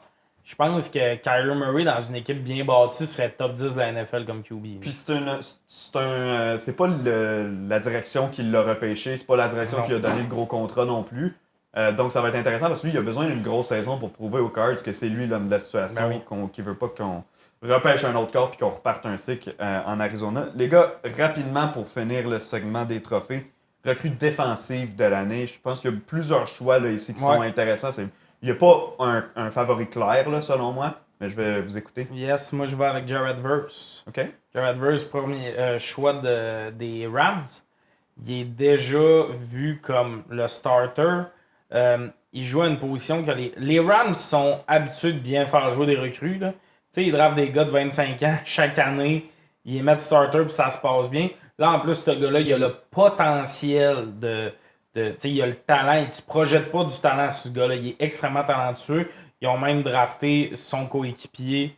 Fait qu'il y a déjà cette chimie-là. Je pense qu'il va être mis beaucoup de l'avant. Puis on parlait des fois des histoires puis qui est mis en lumière. Si les Rams ont une bonne saison défensive, on va beaucoup parler du fait qu'ils continuent d'être bons sans Donald. Puis je pense que ça va mettre le spotlight sur qui rend ça si bon. Puis que Verse va vraiment être vu comme un joueur important de tout ça. Puis ils sont bons pour les joueurs défensifs à LA. Moi, je vais aller avec l'atout des Colts, encore, vous savez déjà. Hey, pour vrai. Non, mais c'est vrai. Tu veux-tu qu'on peigne un logo des Colts? Ben, si c'est comme possible, McMahon de Richardson? c'est les couleurs. Ben, je sais que je t'en ai de primer ça or et noir. Je pense que ça va être le joueur rookie défensif de l'année, tout simplement à cause que je pense que sur la ligne, il est bien entouré. Puis dans la défensive, en arrière de lui, il va avoir Franklin. Je pense que c'est un gars qui peut lui donner les calls. Non, mais qui peut lui donner les repères sur le terrain, puis ça va faciliter sa job aussi. Non, mais t'as nommé Franklin comme si c'était quelque chose qu'on allait faire. Regarde, Franklin, si tu regardes les statistiques de l'an dernier, Franklin a fini, si je me trompe pas, top 5 des gars qui faisaient le plus de plaqués dans la ligue. C'est la pire stats pour des linebackers. Ça veut dire que c'est pas nécessairement la pire stat pour des linebackers. Singleton, Blake Martinez, c'est des gars qui sont bons d'un plaqué. Blake Martinez, c'est le gars qui a arrêté de jouer pour aller vendre des cartes Pokémon. Là. Il avait gagné ce titre-là. Il scamait finalement les cartes Pokémon. Oui, j'adore Blake Martinez, mais il a déjà gagné ce titre-là. Mais quand tu regardes qu'est-ce que les coachs disent sur lui à la base, quand il est arrivé au camp d'entraînement, l'entraîneur-chef disait que ce gars-là est venu prêt puis qu'il était déjà supposé être dans la ligue comme... Franklin? Non, Latou. Ah, mais moi, je suis pas en train de dire... Moi, après ça... Je pense que tu tripes un peu trop ces Colts. La saison s'en vient, t'as un hype. Ah oui, ben, c'est normal, c'est mon équipe. J'espère que si dans une couple d'années, je vous dis que la recrue offensive, défensive, le comeback player puis le coach de l'année sont pour les Saints, vous allez me demander d'être un peu plus impartial. Mais... Lis mon choix. C'est l'atout, sûrement. Voilà. Là, il y a tout le tout. Moi aussi, je l'ai pris. Je pense qu'il va avoir une bonne saison. Il n'y a pas de gros chasseurs de corps vedettes avec les Colts, mais il y a quand même une bonne rotation. E.J. Speed, Quiddy qui est là. Je pense que là, il y a tout le tout. D'ici la fin de l'année, ça va être devenu le meilleur de cette gang-là pour mettre de la pression sur les corps. Puis t'as DeForest Buckner qui ouvre le chemin au milieu, qui attire énormément d'attention. T'as pas le choix de le doubler. Donc si là, t'as une menace des deux côtés pour venir attaquer, je pense que ça pourrait être un game changer pour les Colts. Puis ils n'ont pas le choix, eux. Il faut que leur ligne défensive soit bonne cette année. Sinon, le reste de la défense, tu as raison de dire que Zaire Franklin, il y a quelques bons morceaux. Mais si la ligne défensive ne fait pas le travail, le reste de la défense n'est pas assez bonne. Ça va ressembler à la défense des Commanders il y a une couple d'années quand tout passait par la ligne défensive. Ça va être un peu la défense des... Comme celle des Saints, là, aussi, il y a quelques années. Les Saints, je te l'ai dit, tu peux m'attaquer comme tu veux sur cette équipe-là. Je traderais tout le monde. Sauf Cam Jordan. Cam Jordan, je le traderais, je l'aime, mais il a 66 ans. Si je me fais donner un choix de 3 pour Cam Jordan pour une Tu prends le pas, s'il te plaît. Le choix de 3? Un choix de 3 pour Cam Jordan? C'est genre sa dernière saison, son avant-dernière saison. Non, moi, le gars que t'aimes, tu veux-tu qu'il ait une chance d'aller réaliser une run pour le Super Bowl ou tu vas le garder dans une équipe qui tombe en ruine? Moi, je pense pas que tu échanges Cam Jordan pour un choix de 3, tout simplement à cause de la valeur qu'il a encore. C'est un gars quand même en santé, là. Il n'a pas manqué de game où il n'a jamais été vraiment blessé. On sait que les values de go deadline font tout le temps pitié. Là. En tout cas, ça m'étonnerait J'aimerais mieux qu'on ait un 2 pour lui, mais Moi, je te dirais 2-1. Ce serait très peu. Man, je me suis fait rehausser parce que j'ai dit que Tyrann Mathieu volait un choix de 1. Ben non. Mathieu 31. Tyrann Mathieu avec ses genoux refaits en... Ben, moi, je donnerais bien plus un 1 pour Mathieu que pour Cam Jordan. Il est bien plus jeune. Seigneur. Je vais me battre avec ce gars-là. S'il nous dit que les Colts sont inventés là. J'espère que les Colts se font ramasser les 3 premières semaines pour que tu reviennes sur la terre. Ben, c'est possible. C'est possible. Ben oui, ils ont Pittman comme premier receveur. Une année, va-tu falloir que je me mette à japper? Ils ont Pittman comme receveur 1. Ils ont Josh Downs comme deuxième. Puis leur troisième, c'est Adonai Mitchell. Il est blessé en plus. Mitchell est blessé? Non, Down. Okay, parce que Mitchell, je pense que ça peut être une belle surprise. Mitchell, ça va être une belle surprise. Ça, je le donne aux Colts. Un pick très intéressant à donner Mitchell. C'est la seule affaire que je donne aux Colts. Mitchell, c'est un gars que moi je voyais en haute estime. Je suis surpris qu'il ait glissé. Puis à la limite, ça me ferait quasiment chier qu'il se mette à être bon parce que je préférerais que ce soit un boss. Parfait, les boys. On passe à nos bold calls de l'année. Ouais. On s'est préparé une petite liste de prédictions audacieuses, certaines plus que d'autres, j'imagine. En vue de la prochaine saison, je sais pas par quel modus operandi vous voulez qu'on Je fonctionne. propose de quoi on en drop un chacun à la fois. Ok. On drop des affaires de même, puis on finit en parlant de Josh Jacobs un peu à la fin. Parfait. Ça fait-tu du sens? On faisait pas de questions cette semaine, finalement? On en a. Si on a du temps, on en fera. Parfait. Voulez-vous que je commence avec une prédiction que je pense que vous avez peut-être? Les Cowboys ne seront pas en série. Je l'ai pas mis, mais je suis d'accord avec toi. Je pense que tout ce qui se passe présentement avec les Cowboys, ils n'ont pas ajouté de monde. Puis l'année passée, c'était vraiment mollo. Avez-vous vu ça que sur le depth chart, c'est Rico Dowdle, le premier running back? Ouais. Ça fait très mal à une équipe.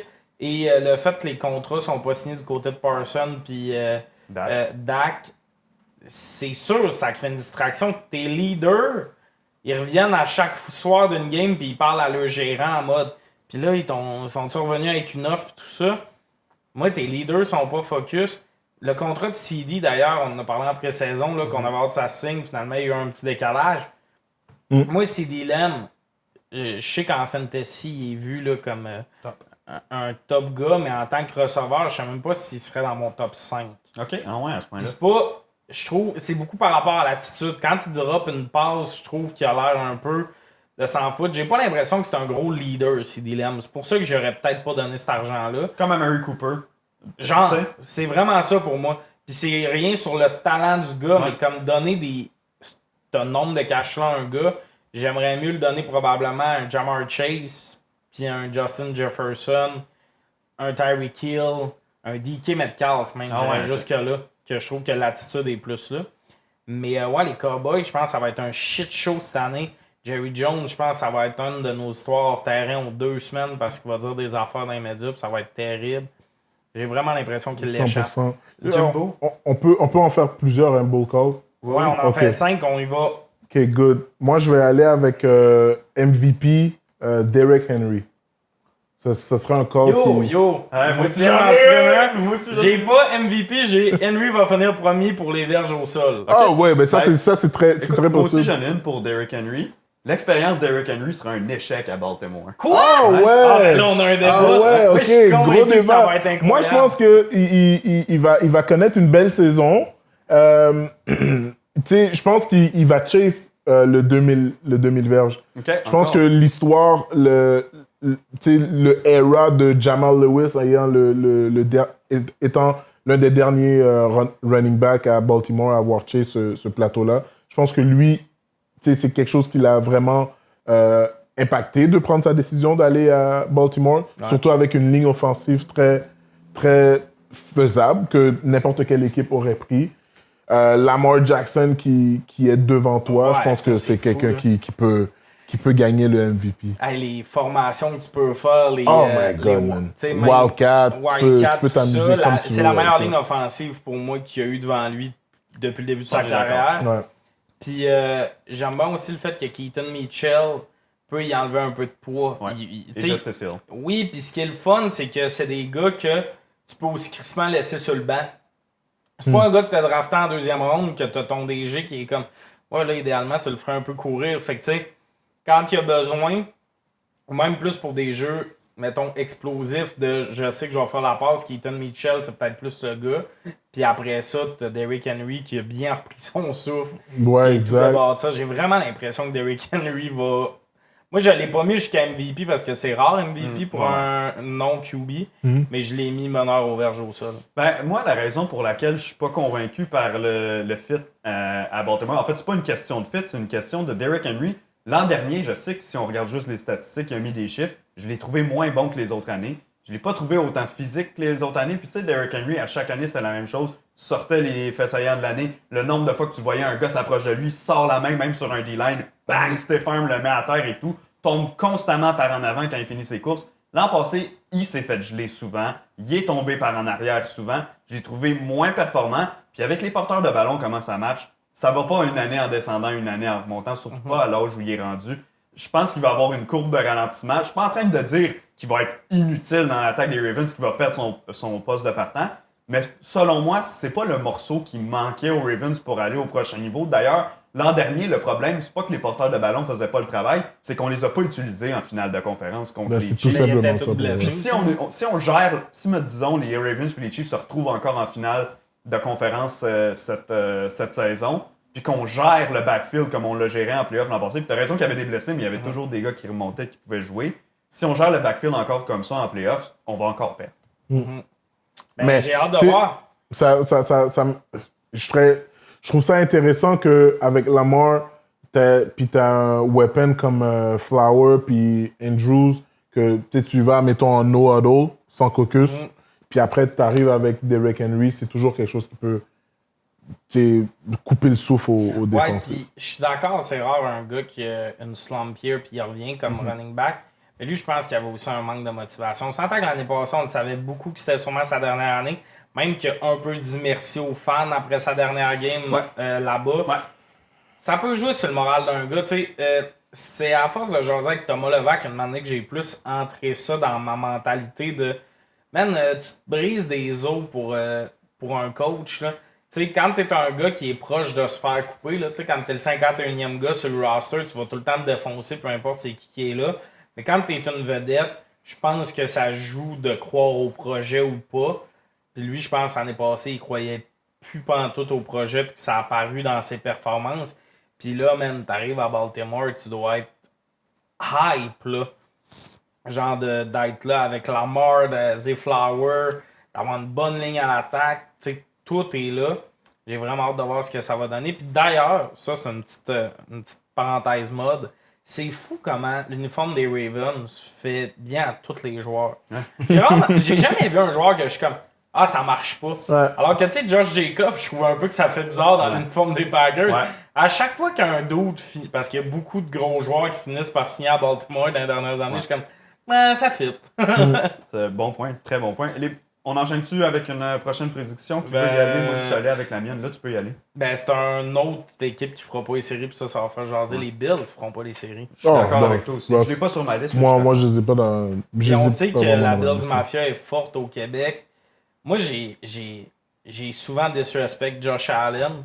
Je vous l'ai envoyé cette semaine qu'il y a eu un vote fait auprès de 73 joueurs de la NFL. Selon ces joueurs-là, le joueur le plus overrated, c'est Josh Allen. Et le plus gros trash talker. Le plus gros trash talker. Il doit tellement mal trash talker. Mais plus, je pense que c'est le nouveau Philip Rivers de la NFL. Ben, moi, en fait, c'est même pas. Je trouve que c'est un joueur unique, mais unique dans le. Ben, il fait des interceptions, puis on n'en parle pas. Ouais. Tu sais, il y a beaucoup. On dirait que tous les défauts qu'il y a, le monde ne parle pas, puis sont juste. C'est un gros bonhomme avec un bon bras, puis il fonce ses joueurs défensifs. Alors que foncer ses joueurs défensifs, on s'en calisse. Tu vas te blesser à même. Entre un gars qui fonce sur le linebacker ou qui sort pour éviter le contact, moi, ça change rien à ma vie. Là. Fait que, tu sais, ça, c'est plus dans l'attitude puis le senti. Puis j'ai l'impression que Josh Allen, c'est un gars qui plaît beaucoup aux amateurs de football qui ont plus de 50 ans parce qu'il leur rappelle un peu l'ancienne époque du foot. Mais malheureusement, il joue en 2024 puis il manque un peu de précision puis tout. Puis pour moi, tu sais, McDermott, c'est sa dernière année. J'ai l'impression qu'ils ont manqué une fenêtre puis que v'là 3 ans, c'est là qu'il fallait qu'ils bougent. Moi, v'là 2-3 ans, là, je commençais à me dire ouais, ben là, vous les battez pas les Chiefs, ça. La fameuse game exceptionnelle où ils se sont fait là, battre, il restait comme 16 secondes. Puis Ouais. Cette game-là, là, c'est le genre d'affaire que tu fais. Moi, mais elle n'a pas flippé de votre bord. En prolongation, là, tu peux Ouais. contre les Chiefs. Puis Ouais. je sais que ça a amené à arrêt que les deux équipes touchent au ballon. L'année d'après, ils se sont encore fait battre, puis tu tombes dans le. Hey, cette année, là, c'est les Bills qui ont donné le choix aux Chiefs pour drafter Worthy, là. Ils ont reculé 2 fois, mais ils ont reculé avec leur ennemi juré. Tu sais, c'est plus Bills-Chiefs, sa rivalité, c'est Ravens-Chiefs, Bengals-Chiefs. Ils sont plus là, les Bills. Puis c'est malheureux. Je pense que le running back Cook va avoir une bonne année, mais je pense que ça va être un shit show. Puis qu'il va y avoir des trades au deadline. Puis on est reparti pour un beau 2-3 ans de reconstruction là-bas.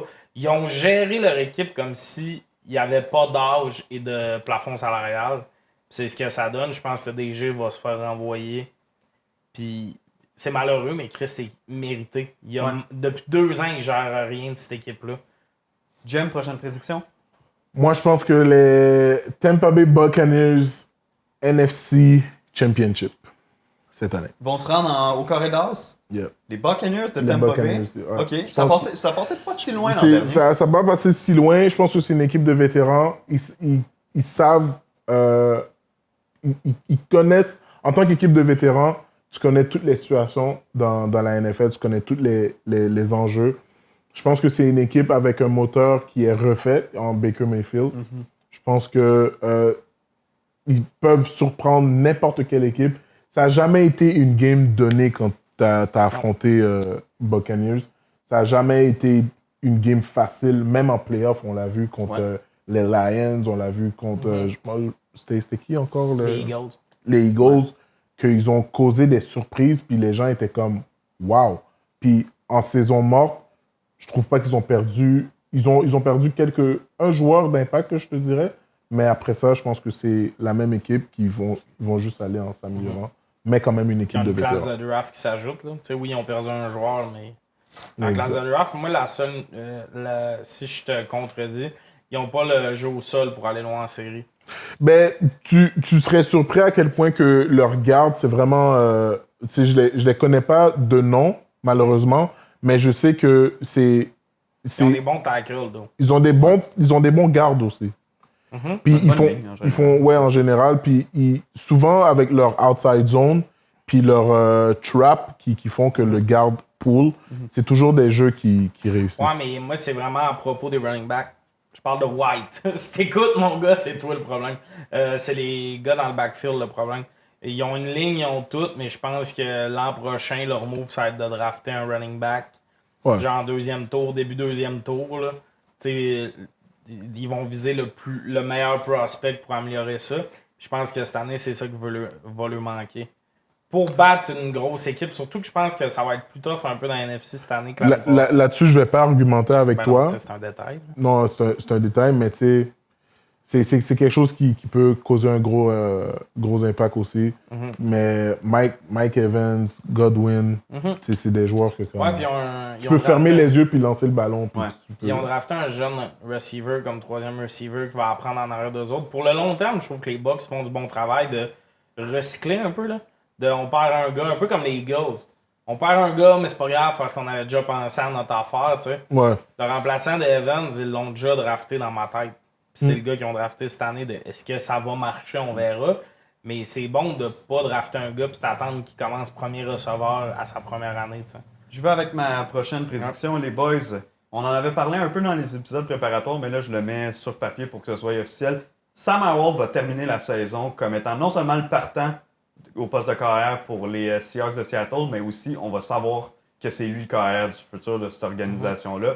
Moi, je l'ai dit, je le répète, je l'ai beaucoup aimé avec Washington l'an dernier. Il y avait une ligne à l'attaque minable. Il a été saqué plus et beaucoup plus que n'importe quel autre QB de la saison passée avec Washington. Cette année, il arrive à Seattle où on le sait déjà que Geno Smith, c'est pas une solution à long terme. L'argent garanti arrive à la fin. Geno veut renégocier, puis on le sait pourquoi Geno veut renégocier. Il sent le vent dans le cou de Howell, qui est vraiment, selon moi, un carrière sous-estimé. Il est mobile, il a un bon bras, il a fait de la bonne job avec Washington dans les circonstances l'an passé. Moi, je serais pas surpris que ce gars-là puisse amener les Seahawks ailleurs. Je sais pas dès cette année, mais prendre le poste cette année, puis éventuellement devenir un des bons carrières de la Ligue qui, justement, peut amener les Seahawks on parlera pas de Super Bowl directement, mais éventuellement penser à des éliminatoires puis à faire des rondes. Là. Il y a 23 aussi. Ouais. Tu sais, dans le sens... ça fait 2 ans qu'il est dans la ligue, puis il y a 23. Je tiens à rappeler que Burrow a été drafté à 24 ans. Ce gars-là, il est pas fini, là. Non, c'est ça. Tu sais, ça arrive souvent. Puis moi, je l'avais dans mes prédictions, puis je l'ai enlevé. Mais c'était soit il start à Seattle ou il start ailleurs. Okay. Si Seattle réalise qu'ils veulent continuer avec Geno, ben, il y a une équipe qui va appeler pour Howell. Non, ça, c'est clair. Il y a une équipe qui va appeler pour Howell, une équipe que justement, notre QB s'est blessé, on a besoin de quelque chose pour remplacer. Fait que je suis d'accord avec toi qu'Howell, on n'a pas fini de le voir. Moi, je trouve que c'est un des gars qui a le plus de potentiel. Puis je comprends vrai. Jaden Daniels, je comprends que tu le veux, mais il y avait peut-être comme un autre move à faire de genre. Continue de bâtir ton équipe, analyse encore Howell, puis après ça, vois si tu as vraiment besoin d'un QB. Mais je pense qu'eux autres voulaient que l'identité de l'attaque du côté de Washington, ça soit plus un gars comme Daniels. Il nous reste une vingtaine de minutes pour taper le reste de l'épisode. Fait qu'on va enchaîner rapidement avec nos dernières prédictions audacieuses. Moi, les miennes, je vais les faire plus tard, là, mais je vous le dis, j'aurais pas besoin d'en parler super longtemps. Fait que Tommy, tu peux enchaîner avec ce qui te reste. Du côté des Browns, Watson va se faire couper avant la fin de l'année. Ouh! Non, ça, c'est la fin de l'expérience de Sean Watson, c'est la fin de sa carrière NFL pour moi. C'est pas juste c'est même pas les histoires hors terrain à ce moment-là, on sait ce qu'il a fait. On l'accuse d'avoir genre rape 25 femmes. Là. Ouais. Puis, c'est ça, je mets des guillemets parce qu'aux États-Unis, on sait comment ça marche. Là. Mais c'est juste ses performances qui sont pas là. Il est tout le temps blessé, puis quand il est sur le terrain, tu as envie d'embarquer le backup. Joe Flacco, l'année passée, c'est cool son histoire, mais ça prouve à quel point Watson est wash. T'avais le vieux Joe Flacco qui était là, puis ça roulait plus que quand lui est là. Puis je pense qu'ils vont se dire, on est mieux d'absorber là le dead money, commencer déjà à absorber cette année le dead money pour pas tout mettre ça sur l'année prochaine. Fait que je pense que Watson se fait couper avant la fin de l'année. Puis surtout que t'as une bonne batch de QB qui s'en viennent aussi dans le draft, là. Oui, mais sinon, il y a manière de peut-être aller chercher, tu sais. Je sais que c'est niaiseux, mais un Josh Dobbs qui est backup à San Francisco. Sam Howell. Ouais, ou un c'est Sam ça. Howell. Un Geno, peut-être. Un Geno pour genre patcher pour cette année, puis essayer de se dire, on a-tu besoin de drafter pour l'année passée? Mais on est vraiment au stade où, pour moi, Watson, il y a des backups qui feraient mieux que lui. Puis, honnêtement, c'est que le dead money, il va falloir que tu l'encaisses à un moment ou à un autre. Puis tu vas être mieux sans te dude-là dans ton vestiaire qu'avec lui dans ton vestiaire. Même s'il n'est pas sur le terrain. C'est un humain de marde. Tu veux-tu vider ton sac avec ce qui te reste sur ta liste? On va y aller ma dernière bold prediction, Kirk Cousins va être décevant. Je pense pas que l'expérience Kirk Cousins à Atlanta, ça va marcher. C'est un vieux dude qui revient d'une blessure que c'est pas vrai que tout le monde revient de ce genre de blessure-là. Pas à cet âge-là, en plus. Exact. Puis déjà, sa dernière saison complète avec les Vikings, l'année du documentaire Quarterback, ouais, 2020. il y avait beaucoup d'interceptions, il y avait beaucoup de... Tu sais, ça n'a jamais été un rock solide, là. Cette année-là, les Vikings, là, ils ont gagné une game contre les Bills parce que Allen a fumble sur une remise, tu sais. Il y a tellement des victoires que tu vois le W puis ça cache vraiment beaucoup d'affaires en arrière qu'il gagnait par la peau du cul souvent. Il avait battu un record pour le nombre de matchs gagnés par une possession. Là. C'est ça. Puis je trouve que Cousins, c'était souvent la personne liée à tout ça. Même cette année-là, il a eu mal toute l'année. Là. C'était une des trames narratives de cette saison-là. Puis il veut pas, Penix, il souffre dans le coup. Là. Dans le sens du moment que ça va se mettre à mal aller, c'est pas genre, bon, on verra l'année prochaine, il est sur le banc, le gars que tu pourrais essayer. Fait que je serais même pas surpris qu'il se fasse bencher avant la fin de l'année, Cousins. Je comprends moyennement ce qui s'est passé dans la situation des quarts. Je pense que Cousins va être extrêmement décevant à Atlanta. Moi, je vais aller avec Nabers comme recrue offensif. Je pense que c'est... Il peut... T'as pas dit Bonix tantôt? Non, mais comme Bull Call, c'est ton Bull Call, c'est pas Bonix, c'est Neighbors. Non, c'est Neighbors, ouais. Ok, 100%. ça fait du sens. Ah, là, tu t'es réveillé tôt un matin. Hein? Non, mais ça fait du sens, Mais Nabers, je pense que c'est le seul joueur d'impact offensif que les Giants ont. Ouais. Ils vont s'entourer autour de lui. Le play calling va être fait autour de lui. Je pense qu'il va se séparer en termes dans la catégorie receveur de tout le monde dans les recrues. Fait que je pense qu'il peut avoir quelque chose de très beau. Après ça, j'y vais avec entraîneur-chef des Jets de New York, Salah. Je pense que c'est sa dernière année. Se faire envoyer avant la fin de Je la suis pas saison. sûr que ce soit bold, par exemple, comme prédiction. Moi, je pense que c'est pratiquement certain. Moi, qu'il va je perdre sa vois job. les Jets en série. Ah, fait ok. que non. Fait que, bon, laisse faire. dans ce Ben, la cas-là. vérité, c'est que Laisse faire, tout c'est très dépend, bold. Très bold. tout dépend de Rodgers. Oui, c'est 100%. C'est vraiment là, on ça, mais la s'entend. vérité, c'est que j'embarque avec toi. Salah, puis je suis désolé, mais si lui perd sa job, le GM est censé tout le perdre monde sa saute. job. On Oh, s'entend, ça, on je s'entend. Je suis désolé, je mais pense moi, que ça va être un être un fan clean-up. des Jets, là, je serais en tabarnak de l'expérience Rodgers. À date, là, puis je comprends que c'est blessé l'année 1, là, mais il y a rien de bon, puis ils l'ont payé en draft pick. Là. C'est pas un gars qui ont signé agent libre. Là.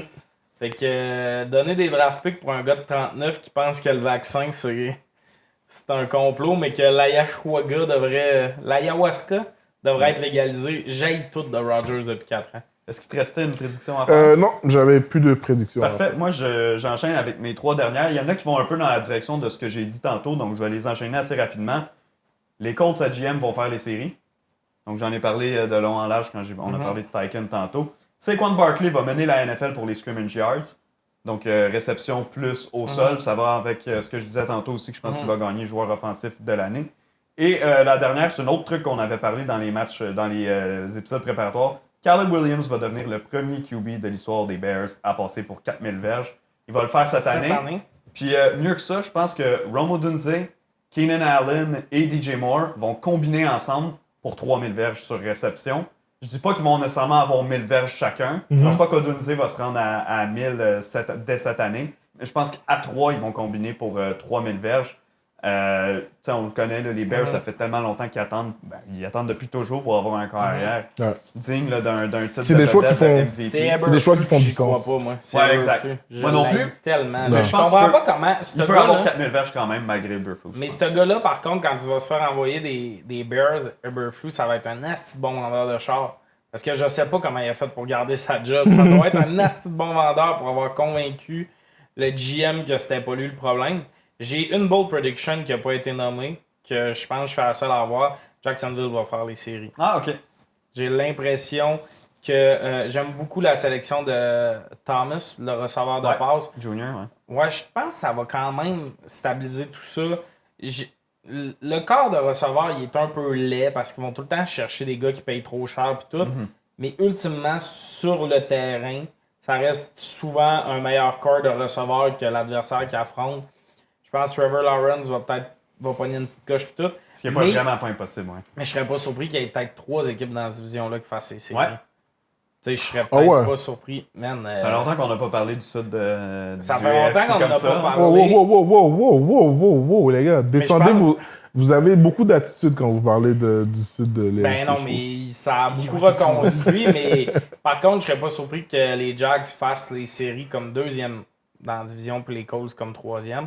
J'ai l'impression qu'on a enlevé beaucoup de respect sur cette équipe-là, mais qui ont une grosse défensive avec des bons noms.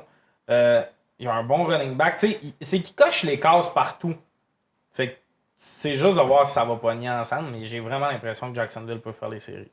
On va enchaîner avec notre prochain segment qui s'appelle Qu'est-ce que tu regardes dimanche? Parce qu'on le sait tous, les matchs prime time, on va tous les regarder. Ouais. Jeudi, on sait qu'on regarde Ravens contre Chiefs. Vendredi, on sait qu'on regarde Eagles contre Packers au Brésil.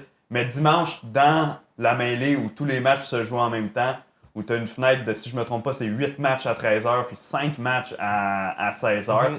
Quels sont les matchs qui retiennent votre attention? Si je vous demande de choisir, disons, un match à 13h, un match à 16h, Je vais aller est-ce que vous checker, voulez que je commence vu que j'ai Ouais, je vais checker mais- parce qu'il faut que je check c'est quoi les games à quelle heure. Ouais, toi t'es prêt? Ouais, moi, je suis prêt, moi. À 13h, je regarde Colts contre Ouais. Texans. Premièrement, je pense que j'ai hâte de voir CJ Stroud avec Diggs, puis Dell, puis voir qu'est-ce que ça peut donner comme équipe complète. J'ai hâte de voir si Richardson peut finir la game aussi. J'ai hâte de voir. Je trouve que c'est un bon duel. C'est un duel contre selon moi, potentiellement le premier de la division et le deuxième de la division. J'ai hâte de voir qu'est-ce que ça va donner. À 16h, je regarde Cowboys contre Browns pour voir quand même 2 bonnes défensives s'affronter. Puis je pense que ça peut être une game qui va se jouer à bas pointage. Moi, j'y vais avec Titan Bears à 13h pour une seule et unique raison, puis on vient d'en parler, Caleb. Je veux voir sa première game sur le terrain. Mais tu sais, je vais tout checker, j'écoute Red Zone, mais je vais avoir une attention particulière. Tu sais, des fois, j'ouvre mon petit iPad on the side, c'est une game qu'on reste là. Je pense que ça va être Caleb que je veux voir dans cette équipe-là. Les Titans, il n'y a absolument rien que je veux voir. Je tiens à dire, si j'écoute ce game-là pour les Titans. Après ça, à 16h, je vais regarder Commanders Bucks. Ouais. Je trouve que c'est intéressant de voir ce que les Bucks vont faire, mais aussi Jayden Daniels. Je suis bien gros un gars de recrue. Ben là, oui. Surtout semaine 1. Ben oui. C'est un Surtout- bon test pour lui. Pour Oui, la puis on a défensive quand de- même les affrontements vraiment intéressants sont vraiment en prime time à la semaine 1. Ouais. Dans le sens, Ils ont bien choisi leur match. ben c'est ça, on est à la semaine 1. C'est, plus tard dans l'année, des fois, t'es comme, ouais, que ce game-là, t'es pas prime time. Puis je tiens à souligner que Rams-Lyon, dimanche soir, c'est du beau bonbon en Le début de trouvaille de saison. playoffs, ouais. Puis un beau Jets-Niners lundi. C'est des games. Tu sais, Jets-Niners, il va y avoir des messages sur le groupe chat. là. Moi, j'en ai NFL Red Zone dimanche, fait que je vais faire littéralement tous les matchs. Par contre, il y en a un qui va retenir mon attention, puis vos choix sont des bons choix aussi, là, mais j'essaie d'y aller un peu différent. Le retour d'Arthur Smith à Atlanta, les Steelers qui s'en vont jouer contre les Falcons. J'ai hâte de voir comment les nouveaux Steelers, la nouvelle façon dont ils sont gérés, avec Arthur Smith à l'attaque, run heavy offense. J'ai hâte de voir comment ils vont faire contre la défense des Falcons. Puis, évidemment, Kirk Cousins, ça va être ses débuts avec Atlanta.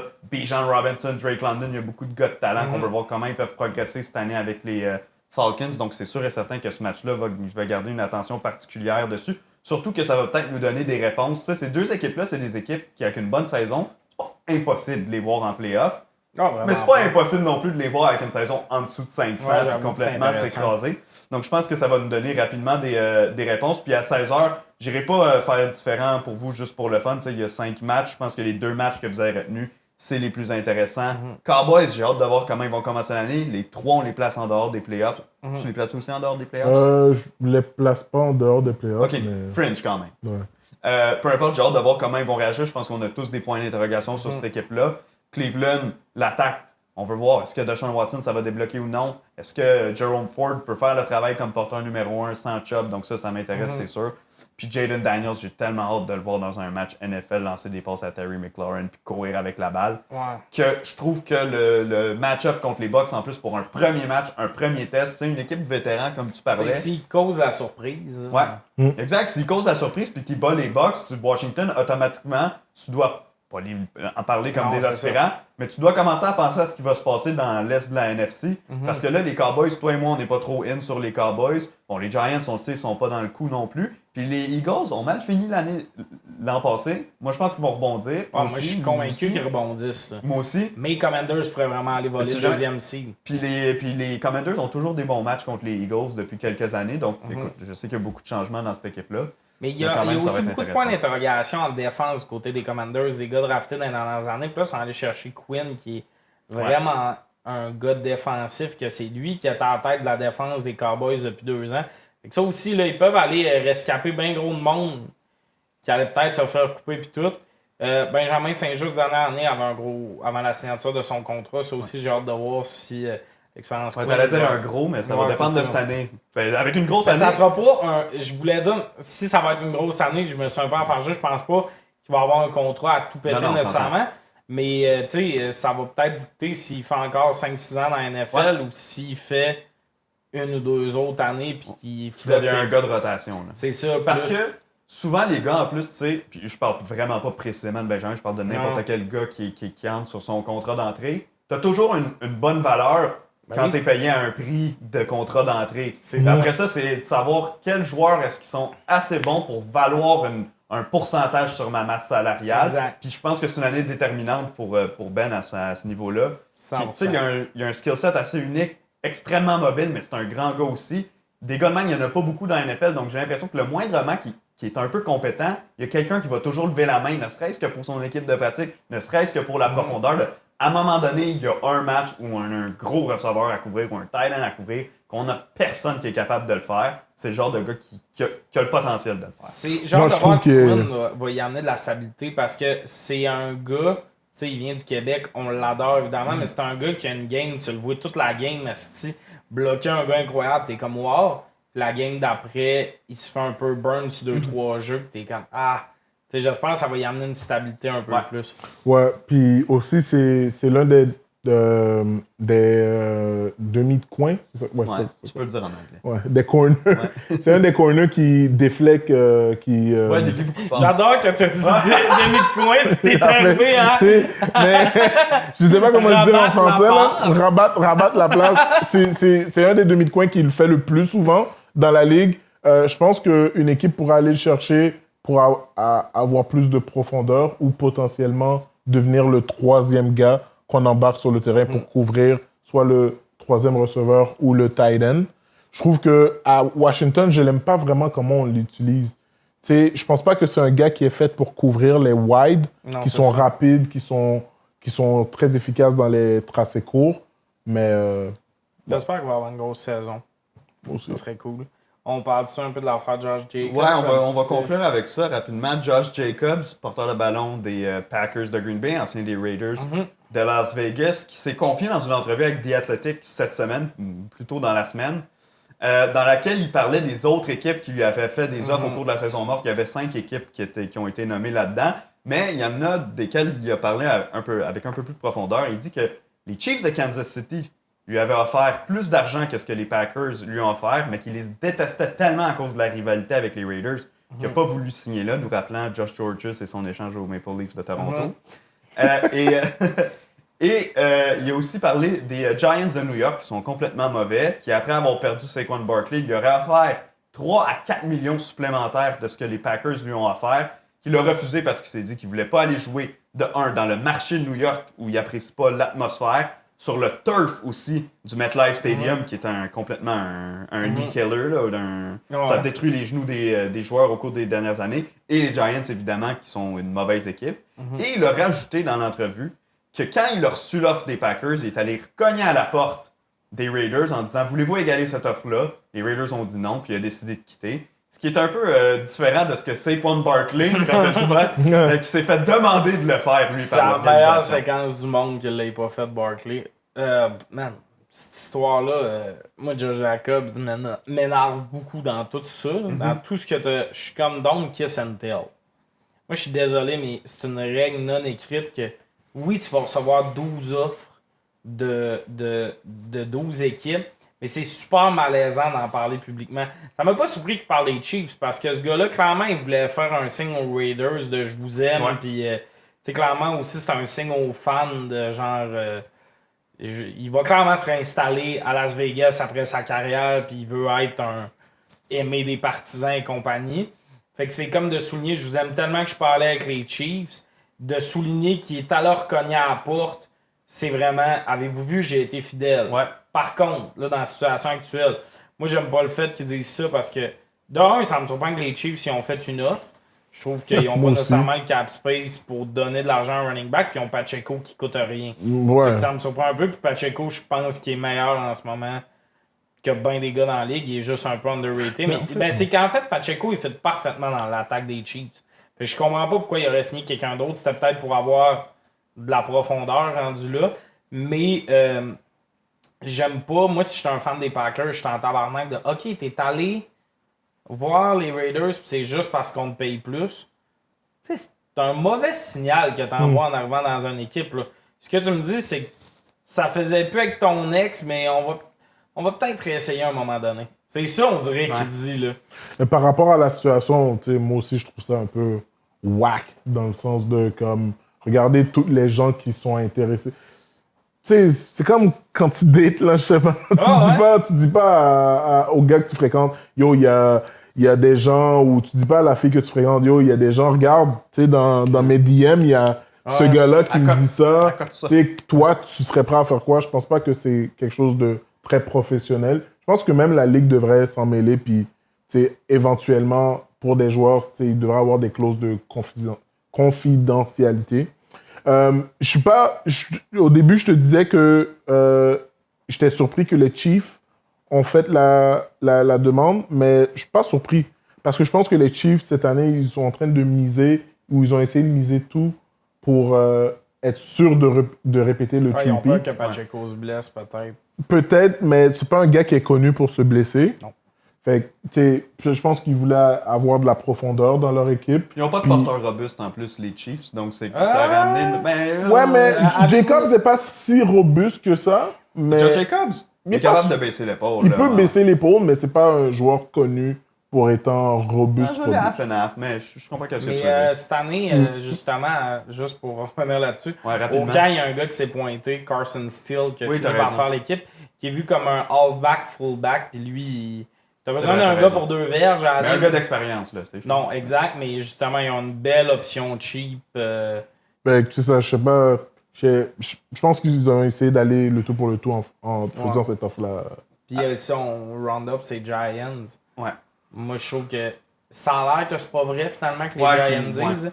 Mais honnêtement, que ça soit vrai ou pas, ça te montre à quel point c'est un shit show. Les Jets et les Giants, s'il y a 2 équipes qui jouent au MetLife, c'est le plus gros stade de la NFL. Hostie, mettez du vrai gazon. Ça n'a plus de bon sens, là. T'as des bonnes équipes qui se pètent sur ce turf-là. Les joueurs veulent plus aller jouer là. C'est dur d'entretenir 2 équipes qui jouent dans le même stade avec du vrai gazon. Oh man, mettez un logo NFL dans le milieu. Puis, tu sais, genre, jouer sur le même terrain, arrêter de changer la peinture puis tout. Si, admettons, Panthers, de la Caroline, tu peux le faire parce que c'est une équipe, mais tu sais, MetLife, c'est 2 équipes. Je pense pas qu'ils peuvent jouer. Ouais, je pense qu'ils peuvent jouer la même journée, mais du vrai gazon, ça s'arrache. C'est très tough d'entretenir ça. C'est rare en Esti qui joue en même journée. Il y a tout le temps une équipe sur la route. Tout ça. Moi, personnellement, je trouve ça un peu. Ça devrait juste être du gazon. Puis on le voit, là. Moi, je suis un fan des Jets ou des Giants. T'es comme cool. Mon stade effraie des joueurs. Ouais. T'es rendu à ce point-là. C'est vraiment dommage. Puis perso, je suis d'accord avec toi qu'une année, il va falloir qu'il y ait des clauses. Arrête de parler des équipes qui t'empochent dans le free agency. Là. On close l'épisode, les boys. Non! Ouais, c'est pas le choix, Est-ce que vous avez des dates de show, quelque chose que vous voulez plugger avant de partir? Je suis en show à soir, ça va être diffusé demain. Je suis en show le 11 septembre à 9h15 au Bordel Comedy Club. Oh, nice. Les billets sont sur... Le Bordel Comedy Club. Voilà. Jean-Michel.ca pour mes dates. J'en ai tout septembre, octobre. J'en ai à chaque mois. Fait que allez voir le site. Moi, vendredi, je fais la description à RDS2 de Eagles contre Packers au Brésil. Donc, avec Samuel Giguère, c'est sûr que ça va être un excellent match. Je start ma saison de play-by-play. J'avais vraiment hâte de le faire. Puis dimanche, j'étais avec Didier Ormégis à NFL Red Zone en ligne sur le RDS.ca. Donc, pour ceux que ça intéresse, vous pouvez aller là. N'oubliez pas de nous envoyer des questions. Aujourd'hui, on a répondu à quelques-unes des questions qui nous ont été envoyées là, sans nécessairement en faire un segment plein. Mais au cours des prochaines semaines, avec les plus de questions qui vont rentrer, on va en faire un segment à la fin de chaque épisode. Donc, ça va être intéressant à suivre. Je vous rappelle que l'épisode d'aujourd'hui était présenté par Fromagerie Victoria pour des produits de fromage, pour les succursales où vous pouvez aller consommer sur place, une bonne poutine. Fromagerie Victoria. Les gars, bonne première semaine de foot. Bonne première semaine de foot à tout le monde, puis on se retrouve la semaine prochaine. Que le meilleur gagne!